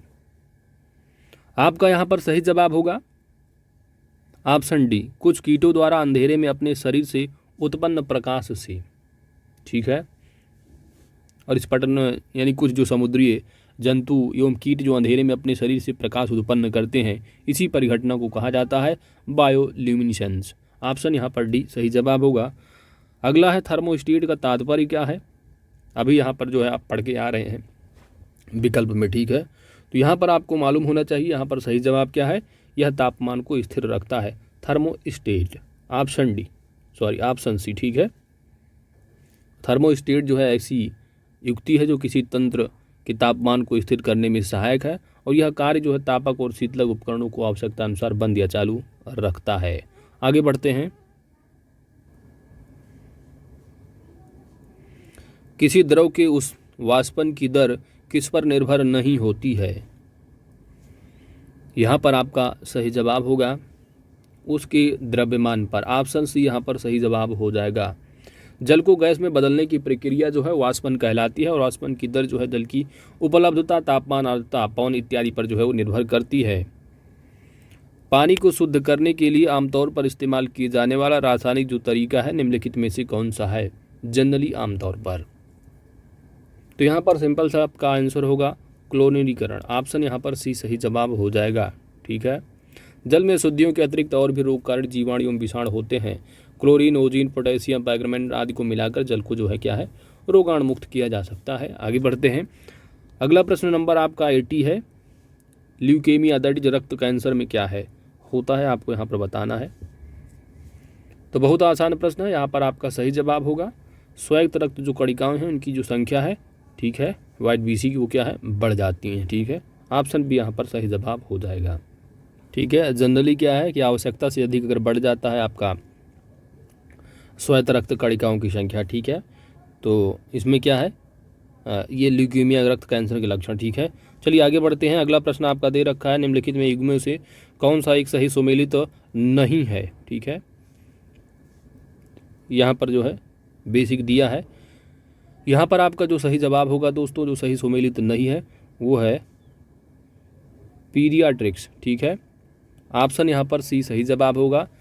पीडियाट्रिक्स में नेत्र रोगों का अध्ययन नहीं होता है, जबकि पीडियाट्रिक्स में शिशु रोग के अध्ययन से संबंधित है। किससे? शिशु रोग के। ठीक है। ऑप्शन यहाँ पर सी सही जवाब होगा। आगे बढ़ते हैं। मनुष्य की लार में निम्नलिखित में से कौन सा एंजाइम नहीं पाया जाता है? यहाँ पर आपका सही जवाब है ऑप्शन सी ट्रिप्सिन। कौन सा? ट्रिप्सिन। अगला प्रश्न है किस एक की कमी से रक्त अस्कंदन विकार होता है? तो ब्लड डिसऑर्डर जो हैपेंस, ठीक है, ब्लड डिसऑर्डर। यहाँ पर आपका जो सही जवाब हो जाएगा वह होगा ऑप्शन बी फिलोक्विनोन। ठीक है। जो कि विटामिन के का जो है ये रासायनिक नाम होता है। इसकी कमी से क्या है रुधिर में रक्त का थक्का नहीं बनता है। आगे बढ़ते हैं। वायरस से संक्रमित कोशिकाएं आत्मरक्षा हेतु किस पदार्थ को उत्पन्न करती हैं? आपका यहाँ पर सही जवाब होगा interferon. Option A is correct answer. ठीक है। तो जो वायरस संक्रमित कोशिकाएं हैं आत्मरक्षा के लिए कौन से पदार्थ को उत्पन्न करती हैं? इंटरफेरॉन। अगला प्रश्न है कि श्वसन के दौरान बाहर निकाली गई वायु में कार्बन डाइऑक्साइड की मात्रा जो है वो कितने प्रतिशत होती है? यहाँ पर आपका सही जवाब होगा मात्र जो है वो 4% होती है। ऑप्शन यहाँ पर डी सही जवाब होगा। दांतों के इनेमल बनने और दांतों तथा हड्डियों की सुरक्षा हेतु जो आवश्यक होता है वो क्या होता है? यहाँ पर आपका सही जवाब है ऑप्शन सी फ्लोरीन। अगला प्रश्न है निम्नलिखित में से कौन सी समिति बैंकों में ग्राहक सेवा सुधार हेतु सुझाव देने के लिए गठित की गई है? देखिए एक कमेटी जरूर पूछी जाती है आपकी एग्जाम में, आपको यहाँ पर बताना है। यहाँ पर आपका जो सही जवाब होगा दोस्तों वह होगा गोईपोरिया समिति। ऑप्शन यहाँ पर ए सही जवाब हो जाएगा। नेक्स्ट है कि भारत में कर्मचारी राज्य बीमा योजना किस वर्ष प्रारंभ की गई थी? आपका सही जवाब होगा ऑप्शन बी 1952 में। भारत के विदेशी विनिमय कोष में कौन सम्मिलित नहीं है? ठीक है, सम्मिलित है पूछा है, नहीं, ठीक है, कौन जो है इसमें सम्मिलित है? ठीक है। तो विदेशी मुद्रा, स्वर्ण, विदेशी आहरण अधिकार सभी के सभी जो है वो विदेशी विनिमय कोष में क्या है सम्मिलित है। ऑप्शन यहाँ पर डी सही जवाब हो जाएगा 89 का। ठीक है। अगला प्रश्न है आपका भारत के विदेशी निम्नलिखित में से किस एक विधि का प्रयोग जीडीपी की गणना हेतु सर्वाधिक किया जाता है? 90 नंबर। यहाँ पर आपका सही जवाब होगा व्यय विधि। Option A. अगला प्रश्न है भेदिया कारोबार क्या है? What is insider trading? यहाँ पर आपका जो सही जवाब होगा वह होगा ऑप्शन सी प्रतिभूति के संबंध में महत्वपूर्ण गैर सार्वजनिक जानकारी तक पहुंच रखने वाले किसी व्यक्ति द्वारा प्रतिभूति की खरीद व बिक्री। ठीक है।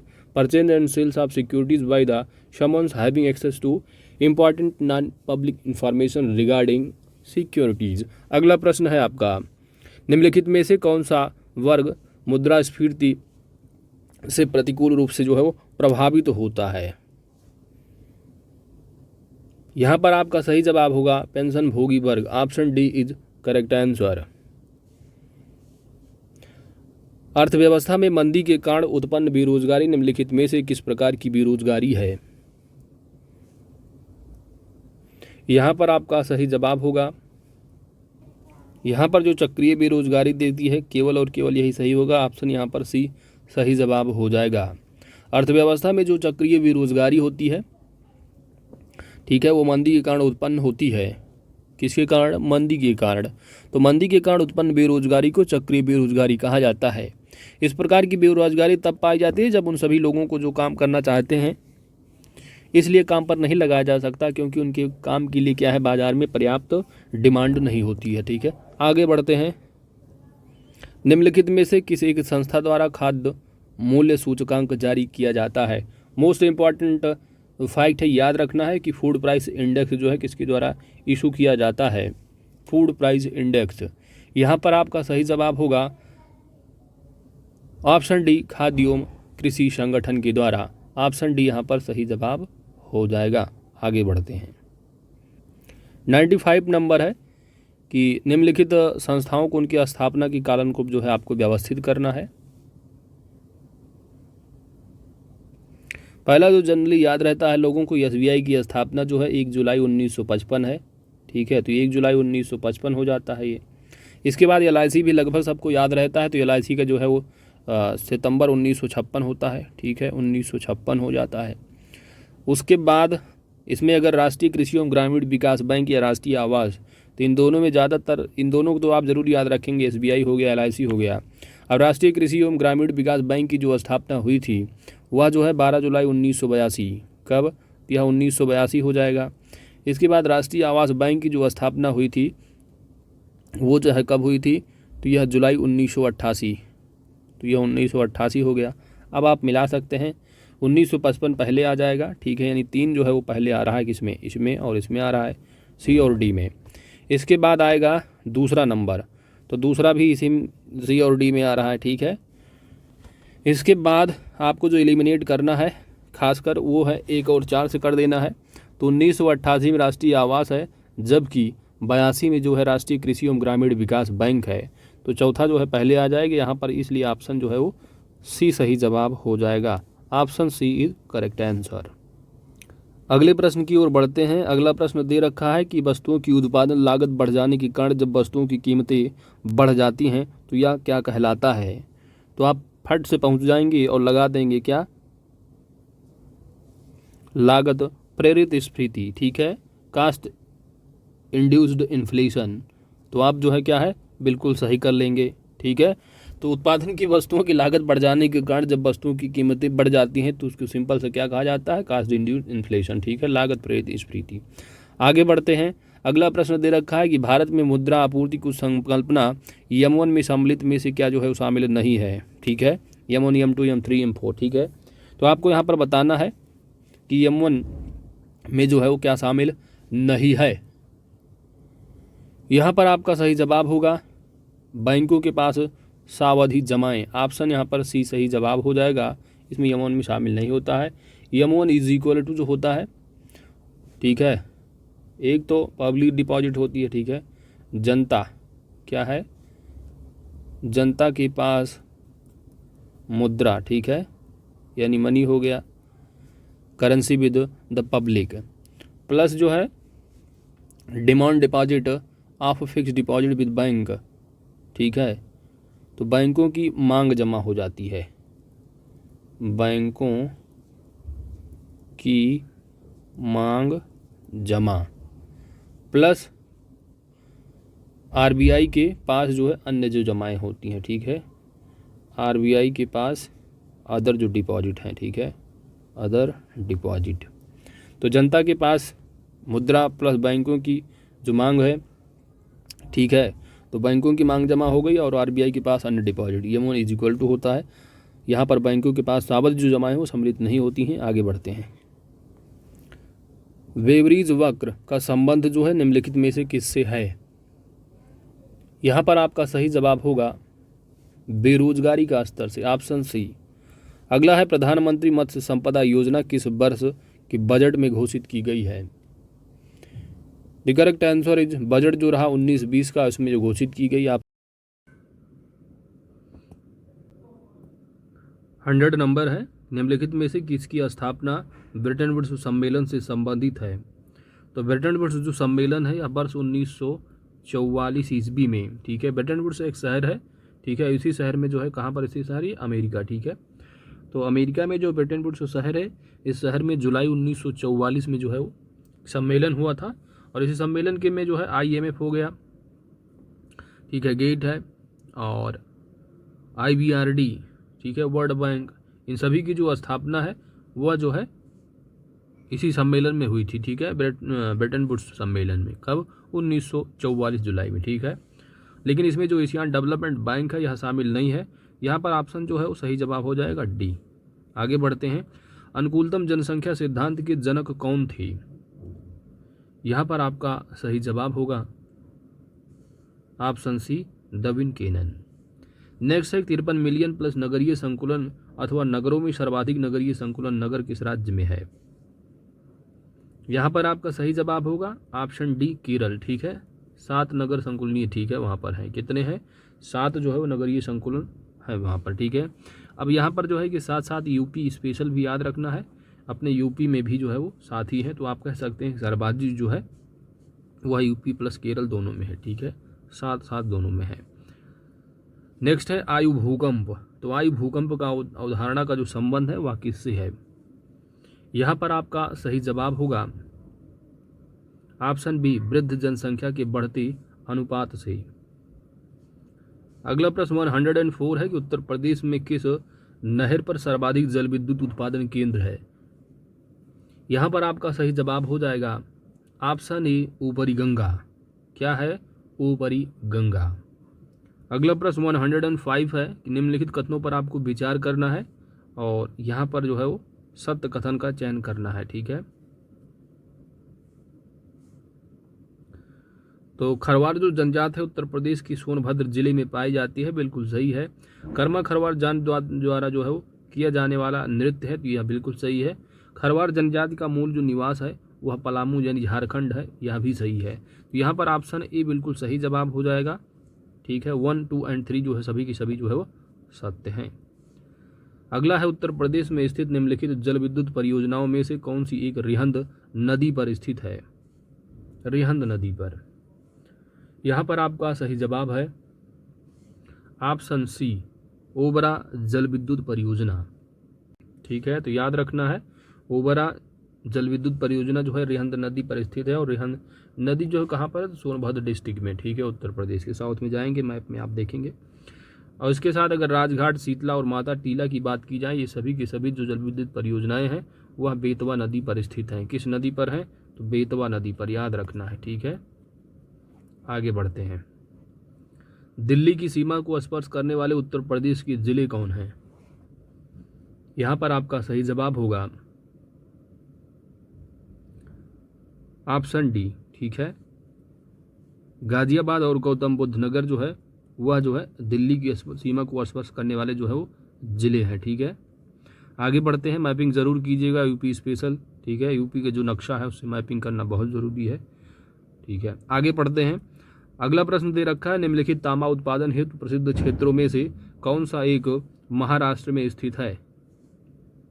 यहाँ पर आपका जो सही जवाब है वह है Chandrapur. Option A is correct answer. Next है कि उत्तर प्रदेश का कौन सा जिला ग्रेनाइट पट्टियों एवं ग्रेनाइट स्लेट के निर्माण हेतु प्रसिद्ध है? यहाँ पर आपका सही जवाब हो जाएगा Lalitpur. Option D is correct answer. 110 है निम्नलिखित युग्मों में से कौन सा एक बेमेल है? नहर दे रखे हैं और उनका उद्गम स्थल दिया है, यहाँ पर आपको बताना है। यहाँ पर आपका जो सही जवाब होगा कौन सा एक बेमेल है? तो जो निचली गंगा नहर है यह जो है अलीगढ़ नहीं है, यह होगा नरौरा, ठीक है। इसका जो उद्गम स्थल है वो है नरौरा। बाकी पूर्वी यमुना सहारनपुर उद्गम स्थल बिल्कुल सही है। आगरा नहर का ओखला है। ऊपरी गंगा नहर हरिद्वार। बाकी तीनों के तीनों दे रखे हैं, वो सही सुमेलित है, लेकिन ऑप्शन डी जो है निचली गंगा नहर अलीगढ़ ना होकर क्या है इसका जो उद्गम स्थल वो है नरौरा। ठीक है, अगला प्रश्न है उत्तर प्रदेश में न्यूनतम अनुसूचित जनजाति संख्या वाला जिला कौन सा है। तो देखिए यूपी सेंसस को पढ़ना बहुत ज़रूरी है। अगर आप यूपी सेंसस को कवर नहीं किए हैं तो चैनल में वीडियो जो है एक लिंक पड़ी है यूपी जी के घटना चक्र सेंसस का। ठीक है, वहाँ पर आप उसको ज़रूर कवर कर लीजिए। 2 से 3 प्रश्न आपको सेंसस देखने को जरूर मिलेंगे। यूपी पीसीएस में मिला है, आरओ के लिए बहुत महत्वपूर्ण है यूपी सेंसस, और साथ ही साथ जो है जो इंडिया का सेंसस। ठीक है, 2011, तो पढ़ना बहुत ज़रूरी है, अच्छे से कवर कीजिए दोस्तों। उत्तर प्रदेश में न्यूनतम अनुसूचित जनजाति, यहाँ पर आपका जो सही जवाब हो जाएगा, जनसंख्या की बात की जा रही है, यहाँ पर करेक्ट जो आंसर होगा वो है बागपत। ठीक है, ऑप्शन भी यहाँ पर सही जवाब है। अगला प्रश्न है आपका, निम्न पर विचार आपको करना है। उपरोक्त व्यक्तियों का संबंध किससे रहा है। ठीक है, रजा खां है, गुलाम मोहम्मद, इलियास, ये सभी का संबंध जो है वो किससे रहा है। तो यहाँ पर आपका जो सही जवाब होगा दोस्तों, ये रजा खां, गुलाम मोहम्मद, इलियास खान, ये सभी के सभी जो है एक सितार वादक रहे। ऑप्शन यहाँ पर सी सही जवाब होगा, सितार वादन से। अगला जो प्रश्न है आपका, और याद रखना ये सभी के सभी घराना भी पूछा जाता है, तो ये रजा खां, गुलाम मोहम्मद और इलियास खां सभी के सभी जो है वो लखनऊ घराने से संबंध। ठीक है, लखनऊ घराना, खासकर जो बनारस घराना है जरूर पूछा जाता है, इनको अच्छे से पढ़िएगा। यूपी करंट अफेयर्स, चाहे घटना चक्र कवर कर लीजिए आप लोग, चाहे परीक्षा वाणी की आती है। ठीक है, दोनों में से कोई एक अच्छे से पढ़ लीजिए। अगला प्रश्न है, Indian grain storage management and research institute कहाँ पर स्थित है। यहाँ पर आपका सही जवाब हो जाएगा हापुड़, ऑप्शन बी। अगला प्रश्न है आपका, मैंग्रोव पौधों में किस प्रकार की जड़ें पाई जाती हैं। मैंग्रोव जो पौधे होते हैं सबसे जो जड़ें हैं किस प्रकार की पाई जाती है आपको बताना है। मैंग्रोव वन आप जानते हैं सबसे ज़्यादा सुंदरबन पश्चिम बंगाल में है। आप ज्योग्राफी या करंट अफेयर्स रिलेटेड पढ़ते होंगे, या आप डाटा भी पढ़े होंगे जो रिलीज होता है आपका फॉरेस्ट सर्वे रिपोर्ट 2019। ठीक है, 21 वाली तो आई नहीं है, अभी हर 2 साल पर रिलीज होती है, 17, 19, 15 इस तरह। ठीक है, यहाँ पर आपको जो सही जवाब देना है दोस्तों वह है ऑप्शन सी, श्वसन मूल। ठीक है, तो मैंग्रोव पौधों में किस प्रकार की जड़ें पाई जाती हैं, श्वसन मूल। अगला प्रश्न है आपका, जनगणना 2011 के संबंध में दिए गए उम्मों में से कौन सा एक सही सुमेलित नहीं है। उत्तर प्रदेश की जो महिला साक्षरता दर है इसमें जो डिकेडल ग्रोथ है, ठीक है, यानी 2001 और 11 के बीच जो इनमें महिलाओं की जनसंख्या में वृद्धि हुई है वह दिया है 21.23%। तो यह बात बिल्कुल सही है। दूसरा है कि उत्तर प्रदेश का जो औसत जनघनत्व है, पॉपुलेशन डेंसिटी 829, यह भी सही है। उत्तर प्रदेश की जो महिला साक्षरता दर है वह 56.6% दिया है, जो कि गलत है, 57.2% है। याद रखना कितना, 57 यहाँ पर अगर 2 होता तो ये सही हो जाता, इसलिए ऑप्शन सी यहाँ पर सही सुमेलित नहीं है। बाकी जो सेक्स रेशियो है उत्तर प्रदेश का 912 है, अगर चाइल्ड सेक्स से पूछा जाता तो 902 है। याद रखना, ये सब चीज़ें इंपॉर्टेंट हैं। आगे बढ़ते हैं, तो यहाँ पर ऑप्शन जो है सी सही जवाब होगा। ठीक है, अगला जो प्रश्न है दोस्तों आपका रीजनिंग से स्टार्ट होता है, रीजनिंग का पोर्शन है। और मैं आपको बता देना चाहता हूँ, मैथ रीजनिंग मेरी उतनी अच्छी है नहीं, फिर भी मैं कंप्लीट कराने की कोशिश करता हूँ।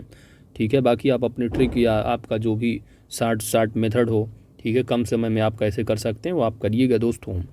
मैं यहाँ पर कंप्लीट कराता हूँ। तो प्रश्न है कि यदि आप पंक्ति के दोनों सिरे से 9वें स्थान पर हैं तो पंक्ति में कुल कितने लोग हैं। ठीक है, मान लीजिए ये आप हैं और दोनों ओर से आपको काउंट किया जाता है, तो आप इधर से 9वें स्थान पर आते हैं और इस स्थान से भी 9वें स्थान पर आते हैं। तो यानी कहने का मतलब बीच में 8 होंगे दोनों तरफ से। ठीक है, तो 8 लोग ये हो गए, 8 ही है पंक्ति में, और एक आप हो गए, तो 8 8 16 1 17। ऑप्शन यहाँ पर सी सही जवाब होगा। अगला दे रखा है, यदि 1 मई 2000 को सोमवार था तो 31 जुलाई 2000 को कौन सा दिन था। तो इसको मैं भी एडिंग माध्यम से कर देता हूँ। ठीक है, बाकी आप महीने के दिन को जोड़ लीजिए, फिर डिवाइड उसको 7 से कीजिए, बस ऐसे ही करना है, सिंपली कर लेना है। ठीक है, तो 1 तारीख को मान लीजिए सोमवार है, तो 7 दिन ऐड करेंगे तो 8 तारीख को भी सोमवार हो जाएगा मई के महीने में। तो 1 7 8 7 15 7 22 7 29, ठीक है। तो 29 मई को क्या भी सोमवार होगा। फिर आप 29 के बाद 29 बाद 7 जोड़ेंगे तो 36, ठीक है। 9 7 16 36 हो जाएगा। अब 31 का महीना है तो एक कम कर देंगे, तो आप क्या करेंगे, यहाँ पर 5 मई जून हो जाएगा।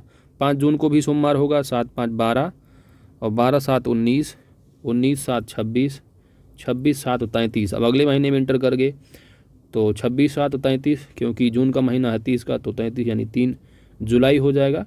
फिर 3 जुलाई को भी क्या होगा, सोमवार होगा, तो 3 जुलाई। फिर 7 3 10, 7 17, 7 24, 7 31, ठीक है। तो 31 ही आ रहा है अगला, फिर जो 31 जुलाई होगा सोमवार ही पड़ेगा, ठीक है। तो ऑप्शन ए यहाँ पर सही जवाब हो जाएगा। आप ऐसे भी कर सकते हैं कि अब जैसे रखा है कि मई है 31 का महीना होता है, 1 मई को आप छोड़ देंगे, 30 दिन इधर काउंट कर लेंगे। फिर जून का महीना 30 का होता है, इसको भी ले लेंगे। फिर आप करेंगे 31 जुलाई है, 31 जुलाई पूछा जा रहा है, तो यहाँ पर 31 को ऐड कर लेंगे। 30 3 90 3, ठीक है, 91 हो जाए। 91 को डिवाइड कर देंगे 7 से, तो 13 7 91 हो जाता है, ठीक है। 13 7 91। अब यहाँ पर देखेंगे पूर्ण के पूर्ण जो है वो डिवाइड हो जा रहा है, कुछ बच नहीं रहा है, तो पहला जो दिन होगा वह सोमवार होगा। इस तरह आप कैलेंडर में पढ़ते हैं। चलिए आगे देखते हैं। अगला दे रखा है कूट यहाँ को मिलाना है, ठीक है। अब वो ए देख रखा है यस यच यच, ठीक है।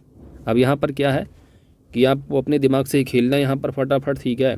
अब देख लीजिए जैसे कि ए के बाद बी आ रहा है, तो इसका मतलब है यहाँ पर दिया है तो डार्क जो है शब्द का कोड क्या है, ठीक है।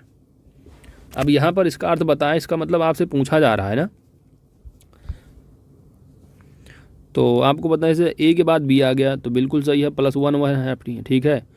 तो इसका मतलब है डी जो है ये एक शब्द का कोड क्या है, तो यहाँ सी दे रखा है, ठीक है। अब डी के पहले क्या आता है, तो डी के पहले सी हो जाएगा, ठीक है। अब इस प्रकार देखेंगे अगर आप इसको करेंगे इतना बराबर इतना है, तो जो डार्क दे रखा है, ठीक है, डार्क, तो ये जो है किसका होगा बराबर, ये पूछा जा रहा है यहाँ पर, ठीक है। तो यहाँ पर क्या लिखेंगे आप, सी लिख लेंगे, तो ठीक है, तो सी का डी हो जाएगा। उसके बाद जो है यहाँ पर क्या गलत दिया है क्या, इसको जो है ना इस ऑप्शन को आप कर लीजिए सी बी क्यू आर, ठीक है, और यल, ठीक है। इसको सी बी, जो बी है ना इसको क्यू के पहले कर लीजिए, ठीक है। सी बी क्यू यल ऑप्शन, इसको शुद्धिकरण कर लीजिए थोड़ा, ठीक है। ये थोड़ा त्रुटिपूर्ण है, ठीक है, इनकी टेस्ट सीरीज में। तो यहाँ पर जो है बी को थोड़ा आप रेक्टिफिकेशन कर लीजिए और बी आंसर जो है आप सही मान लीजिएगा, ठीक है। तो सी के बाद डी आ जाता है, और आर के यहाँ पर उल्टा चलिए, आर के बाद यस है, तो ए के बाद बी है, तो सी बी हो गया। अब क्या है कि यच के बाद आई आ रहा है, ठीक है। तो यच के बाद आई का मतलब किसके बाद जो है आर आएगा, ऊपर से चलेंगे क्यू आर, ठीक है। अब के है, ठीक है। अब आप यहाँ देखेंगे जो आई, ठीक है, यच के बाद आई हो गया। अब जी के बाद यच आ रहा है, ठीक है। तो के के बाद क्या आ जाएगा, यल, ठीक है। तो सी बी क्यू यल इसका आंसर हो जाएगा, ऑप्शन बी। इस तरह यहाँ पर मिलाना है, ठीक है दोस्तों। आगे चलते हैं, ऑप्शन बी सही जवाब होगा। आगे बढ़ते हैं।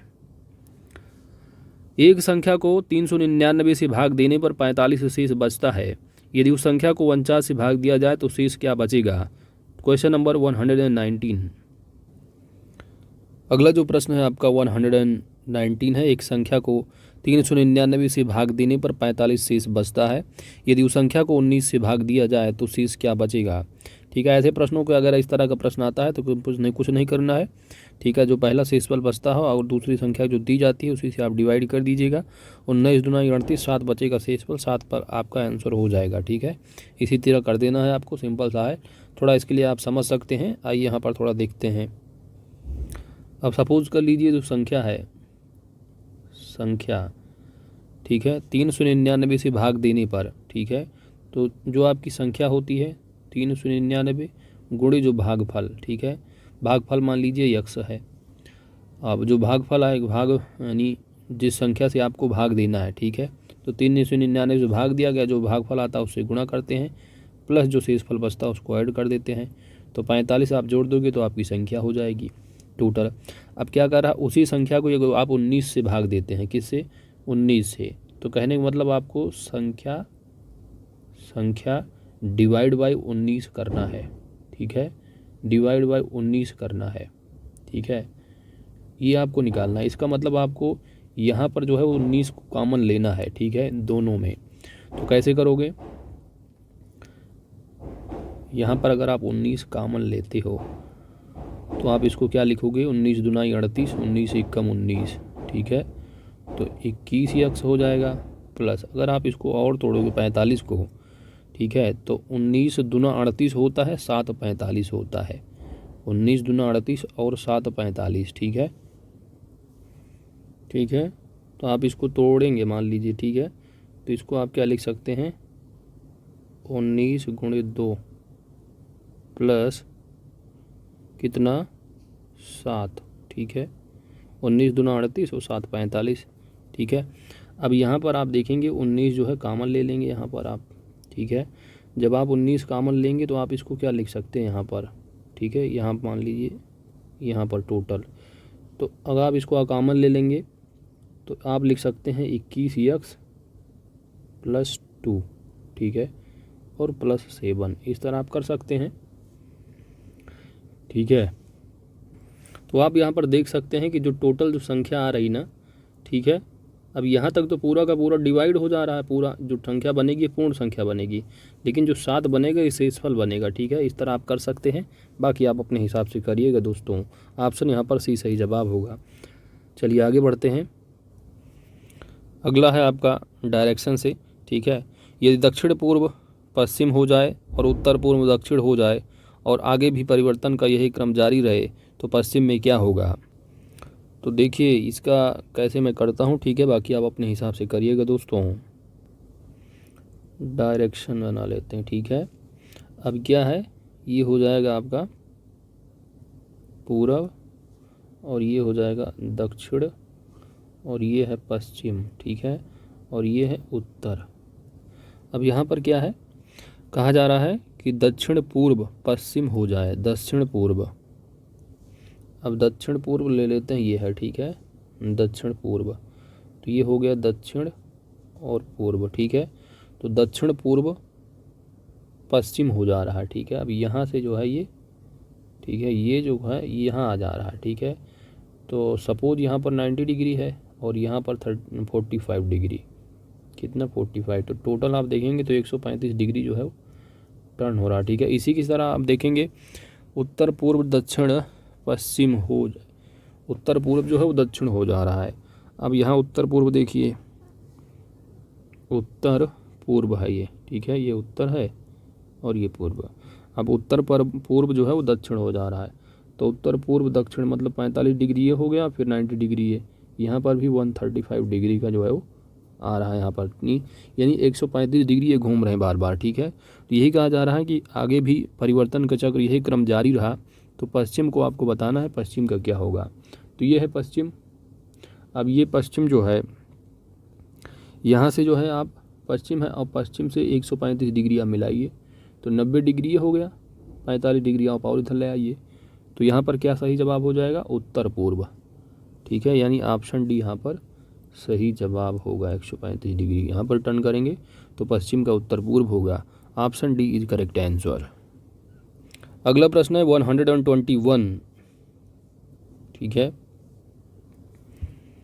32 65 43 76 हो जा रहा है और 46 73 का क्या होगा। तो देखिए 3 2 5 जो है ना, ठीक है। अब ये क्या है कि इसको आप लिखिए 3 + 1 × 2 + 1 × 6 + 1 × 5 + 1, ठीक है, 5 + 1। अब ऐसे थोड़ा वो ज़्यादा टफ हो जा रही है, यहाँ बस ऐसे सिंपल समझ लीजिए, ठीक है। 3 में 1 जोड़ा जा रहा है 4 आ रहा है, 2 में 1 3 जोड़ रहे हैं 3 आ रहा है, 6 में 1 जोड़ रहे हैं 7 आ रहा है और 5 में 1 जोड़ रहे हैं 6 आ रहा है। इसी तरह 4 में 1 जोड़ोगे तो 5 आएगा और 6 में 1 जोड़ोगे तो 7 आएगा और 7 में 1 जोड़ोगे तो 8 आएगा और 3 में 1 जोड़ोगे तो 4 आएगा। यानी 57 44 ऑप्शन डी यहाँ पर सही जवाब होगा। आगे बढ़ते हैं। अगला है नवीना हाँ नगीना। नगीना लंबी है पुष्पा से लेकिन उतनी लंबी नहीं है जितना कि मनीष है। रामा लंबा है, रामा एक्सक्यूज मी, रामा लंबा है नमिता से पर उतना नहीं जितना कि पुष्पा है। उन सब में सबसे लंबा कौन है यहाँ पर? ठीक है, तो देखिए ठीक है यन, यहाँ पर नगीना को ले लेते हैं। नगीना लंबी है पुष्पा से, ठीक है, ये है पुष्पा और ये है नगीना। नगीना जो लंबी है पुष्पा से, ठीक है, उतनी लंबी नहीं जितना कि मनीष है। उतनी लंबी, नगीना लंबी है लेकिन उतनी लंबी नहीं जितना कि मनीष है, यानी मनीष जो है आप कह सकते हैं नगीना से भी लंबा है। ठीक है, अब रामा लंबा है नमिता से, रामा लंबा है नमिता से पर उतना नहीं जितना कि पुष्पा है, यानी जो रामा है वो पुष्पा से क्या है, छोटा है, तो छोटा कर लेते हैं। ठीक है, पुष्पा छोटा है तो यानी जो रामा लंबा है नमिता से पर उतना नहीं जितना कि पुष्पा है, तो पुष्पा से जो रामा है वो छोटी है आप कह सकते हैं यहाँ पर।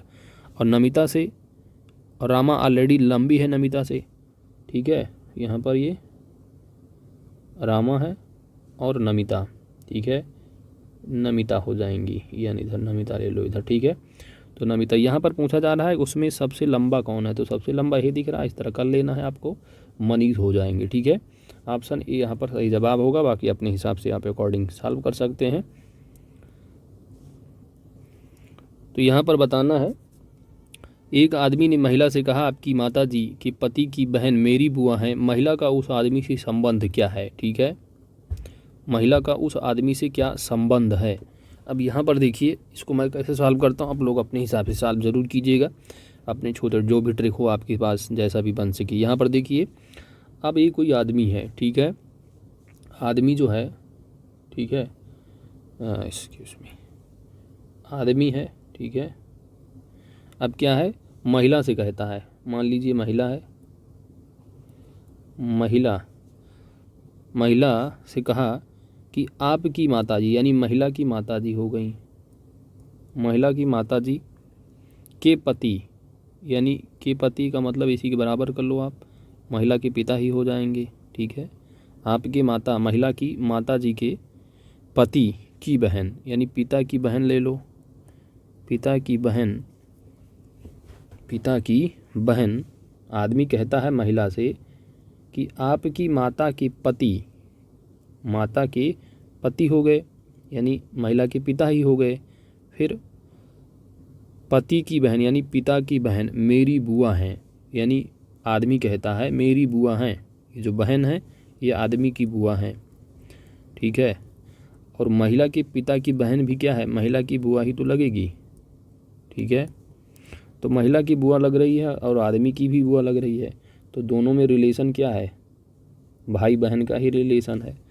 तो यहाँ पर पूछा जा रहा है कि महिला को उस आदमी से संबंध क्या है। आप देखिए अगला जो प्रश्न है 124 है, यहाँ पर आपको सिंप्लीफिकेशन सरलीकरण करना है, बहुत आसान है। ऐसे प्रश्नों को क्या है यहाँ पर आपको देख लेना है। अब 1 पॉइंट इसको आप 5 लिख सकते हैं, ठीक है, 1.5 है, इस तरह 1 से 1/2 यानी 3/2 होगा, 3/2 का आधा 1.5 होता है। ठीक है, यानी पॉइंट जो 1/2 है इसको आप 0.5 आप मान सकते हैं। ठीक है, सरलीकरण करिए, आप समझदार हैं, समझ सकते हैं। तो यहाँ पर क्या है 1.5 है, यानी 0.5 ये हो जाएगा, 0.5 ये हो जाएगा, 0.5 ये, 0.5 ये, टोटल कितना हो गया, यानी 0.5 0.5 0.5 0.5 ये हो जाएगा 2 टोटल, और सब जोड़ लो टोटल। ठीक है, यहाँ पर आप जोड़ लो, 1 हो जाएगा, 11 1 12 हो गया, और 11 1 12 और प्लस ये 111, तो 100 जो है कितना हो गया, 123 हो गया। 1111 प्लस 123 कितना आ गया टोटल, 3 1 4 हो गया, 2 1 3 हो गया, और 1234 आ गया, और साथ ही जो 0.5 वाले 4 रहे यानी कि 2 हो जाएगा, तो हो जाएगा 1236 आंसर आपका। ठीक है, यहाँ पर ऑप्शन ए सही जवाब होगा। या आप ऐसे भी कर सकते हैं, 2 1 कम 2 1 3/2 लिखें, फिर प्लस क्या गया 2 9 22 1 23 करें, ये मुझे लगता है थोड़ा बड़ा हो जाएगा, इस तरह आप कर लीजिए, आसान रहेगा। अगला जो आपका पॉइंट है 125 नंबर है प्रश्न। ठीक है, अगला जो है क्या है, यदि x + 2y = 2x, ठीक है, देन x - y = कितना होगा, यहाँ पर आपको बताना है। तो x + 2y = 2x है, ठीक है, तो यक्स माइनस वाई आपको निकालना है। अब यक्स लिखिए, यक्स बराबर हो जाएगा 2x माइनस 2i और x minus y is equal to हो जाएगा x by 2। X minus y का मान निकालना, यहाँ पर कुछ गलत दिया है, ठीक है। इसको जो है आप यहाँ पर आप रेक्टिफिकेशन इसको कर लीजिए, ठीक है, थोड़ा रेक्टिफाई कीजिए आप लोग। इसका हो जाएगा, आप प्रश्न इसको बनाइए, x plus 2i is equal to 2x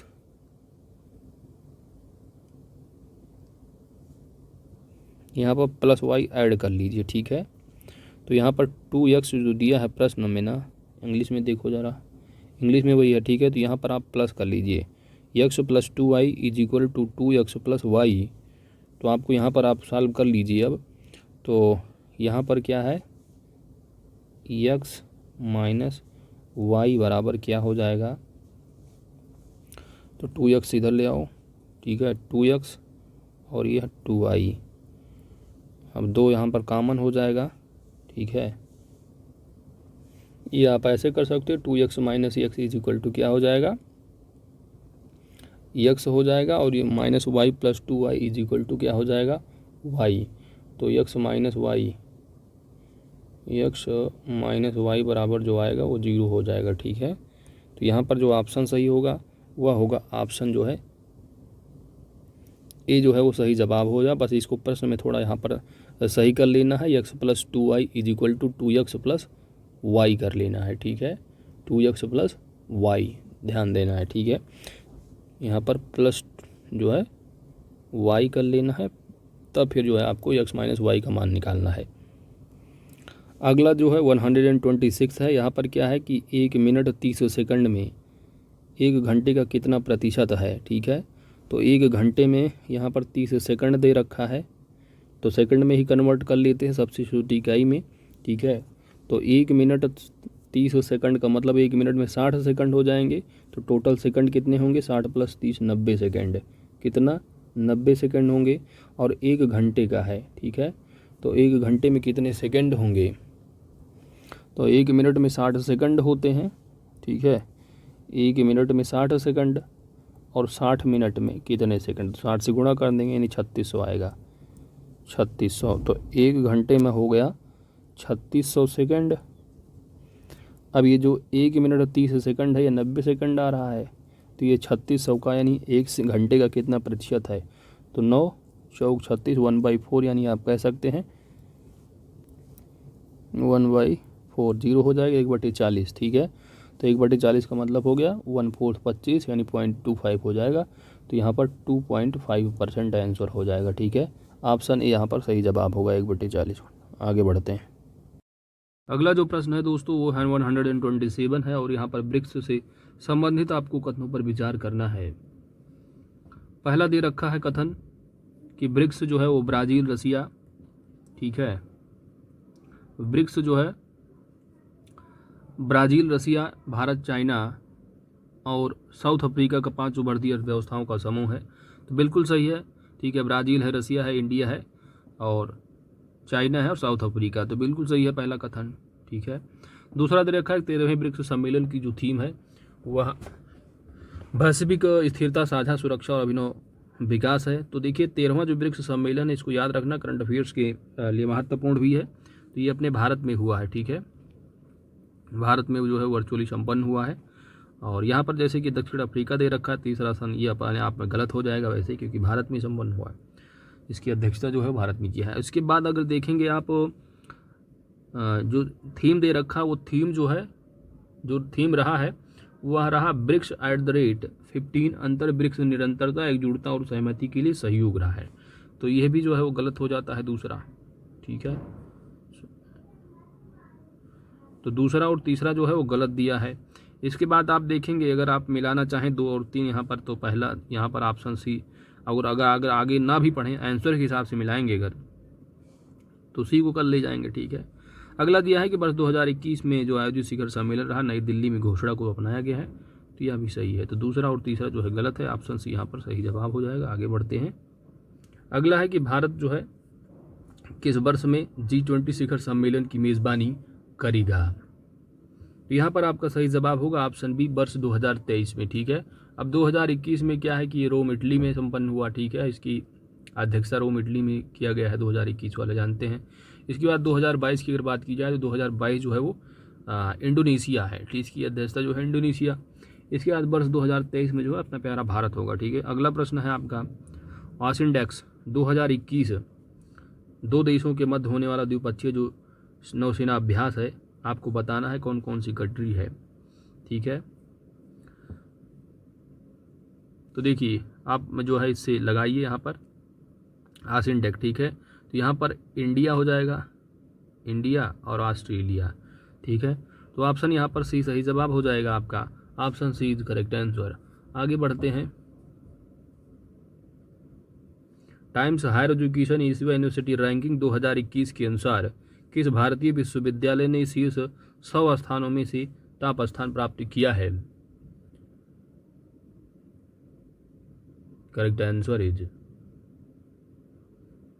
यहाँ पर Indian institute of science Bengaluru ICS Bengaluru है। ठीक है, IIS बेंगलुरु है, ऑप्शन बी यहाँ सही जवाब होगा। निम्नलिखित में से US ओपन 2021 में प्रो साइकिल का विजेता कौन है? The correct answer is, option यहाँ पर जो है वो ए सही जवाब हो जाएगा, डेनियल मेदवेदेव। जबकि नोवाक जोकोविच देखोगे तो नोवाक जोकोविच जो है वो उपविजेता है। ठीक है, तो यहाँ पर ऑप्शन ए सही जवाब होगा 131। अगला प्रश्न है आपका, निम्नलिखित में से human rights and terrorism in India के लेखक कौन है? The correct answer is, option A Subramanian Swamy. अगला प्रश्न दे रखा है यहाँ पर, गलत युग्म का आपको चयन करना है। राज्य दे रखे हैं और राज्यपाल दे रखे हैं। तो यहाँ पर जो सही जवाब होगा, ठीक है, देखिए मणिपुर के गवर्नर ला गणेशन, यह भी सही है। पंजाब की गुरमीत सिंह, तो यह गलत है। ठीक है, क्योंकि जो पंजाब की गवर्नर हैं वो कौन है? बनवारी लाल पुरोहित। ठीक है, तो इसलिए जो है यहाँ पर जो ऑप्शन दे रखा है पंजाब वाला ये गलत है। तो केवल और केवल आप दो ए लगा देंगे सही जवाब। ठीक है, बाकी कर्नाटका के थावरचंद गहलोत है, तमिलनाडु की RN रवि है, यानी रविंद्र नारायण रवि है। तो यहाँ पर जो है वो सही जवाब हो जाएगा ऑप्शन जो है वो ए। ठीक है, आगे बढ़ते हैं, इकोनॉमिक इंटेलिजेंस यूनिट द्वारा जारी सेफ सिटीज सूचकांक के अनुसार निम्नलिखित में से कौन दो भारतीय शहर सबसे सुरक्षित हैं? द करेक्ट आंसर इज नई दिल्ली और Mumbai, option A is correct answer. निम्नलिखित में से युग्म में से आपको गलत युग्म का चयन करना है। कुछ विश्व धरोहर स्थल दे रखे हैं और राज्य। यहाँ पर आपका जो सही जवाब होगा ऑप्शन सी यहाँ पर सही जवाब हो जाएगा। 1 और 3 जो दे रखे हैं यह गलत सुमेलित हैं। ठीक है, तो क्योंकि जो रामप्पा मंदिर है यह मध्य प्रदेश में नहीं है। रामप्पा जो मंदिर है यह तेलंगाना में स्थित है। ठीक है, कहाँ पर? तेलंगाना में, तो गलत हो जाता है। संतोष स्थल धौलावीरा जो है यह गुजरात में, यह सही है। रानी की वाव उत्तर प्रदेश में स्थित है, तो ये जो दे रखा है रानी का वाव यह उत्तर प्रदेश में नहीं है, जबकि ये कहाँ है? गुजरात में है। तो यहाँ भी क्या है? गलत हो जाता है। जयपुर सिटी राजस्थान, तो जयपुर से जयपुर लगा दोगे आप ऐसे भी। तो यहाँ पर जो है वो जो सही जवाब होगा आपका 1 और 3 जो है वो गलत सुमेलित है। आगे बढ़ते हैं, अंतर्राष्ट्रीय लोकतंत्र दिवस को विश्व स्तर पर कब मनाया जाता है? The correct answer is option ए 15 सितंबर। अगला प्रश्न है आपका, निम्नलिखित में से किस देश ने IUCN विश्व संरक्षण कांग्रेस की मेजबानी की? द करेक्ट आंसर इज, यहाँ पर सही जवाब होगा आपका ऑप्शन ए फ्रांस है। वतन प्रेम योजना का संबंध किस राज्य से है? The correct answer is option C Gujarat. समुद्री द्विपक्षीय अभ्यास दैट इज सिम्बैक्स का आयोजन जो है भारत और किस कंट्री की मध्य है? द करेक्ट आंसर इज, ये भारत है सिम्बैक्स। ठीक है, तो सिंगापुर और जो है अपना प्यारा भारत है। ठीक है, तो भारत और सिंगापुर के मध्य सिम्बैक्स। अंतिम प्रश्न है आपका कि हाल ही में प्रधानमंत्री नरेंद्र मोदी ने गांव के बच्चों को प्ले स्कूल की सुविधा देने के लिए निम्न में से किस प्रोग्राम का शुभारंभ जो है वो किया है। तो यहाँ पर आपका जो सही जवाब होगा वह है नाम है विद्या प्रवेश प्रोग्राम। क्या है? विद्या प्रवेश प्रोग्राम है। तो याद रखना है, इंपॉर्टेंट करंट अफेयर्स क्वेश्चन है। तो दोस्तों इसी के साथ हमारा जो जीएस टेस्ट सीरीज़ रहा पहला ध्येय आईएएस का वह कंप्लीट हो जाता है और इसकी पीडीएफ जो है वीडियो की डिस्क्रिप्शन में डाल दी जाएगी। यहाँ से आप पीडीएफ रिवाइज कर पीडीएफ से जो है आप डाउनलोड कर लेना और आंसर को वीडियो से जो है मैच कर लेना। ठीक है। तो दोस्तों अगर हमारी वीडियो आपको अच्छी लगी है तो वीडियो को लाइक ज़रूर कीजिएगा। चैनल पर नए हैं तो सब्सक्राइब कर लीजिएगा, क्योंकि आपकी सब्सक्रिप्शन ही हमारी ताकत है, ताकि आने वाली वीडियो का जो टेस्ट सीरीज़ है उसका वीडियो की नोटिफिकेशन आपको प्राप्त हो जाए। इसके लिए सब्सक्राइब करने के साथ साथ जो घंटा है उसकी ऑल नोटिफिकेशन को प्रेस जरूर कर दीजिएगा। Thanks for watching.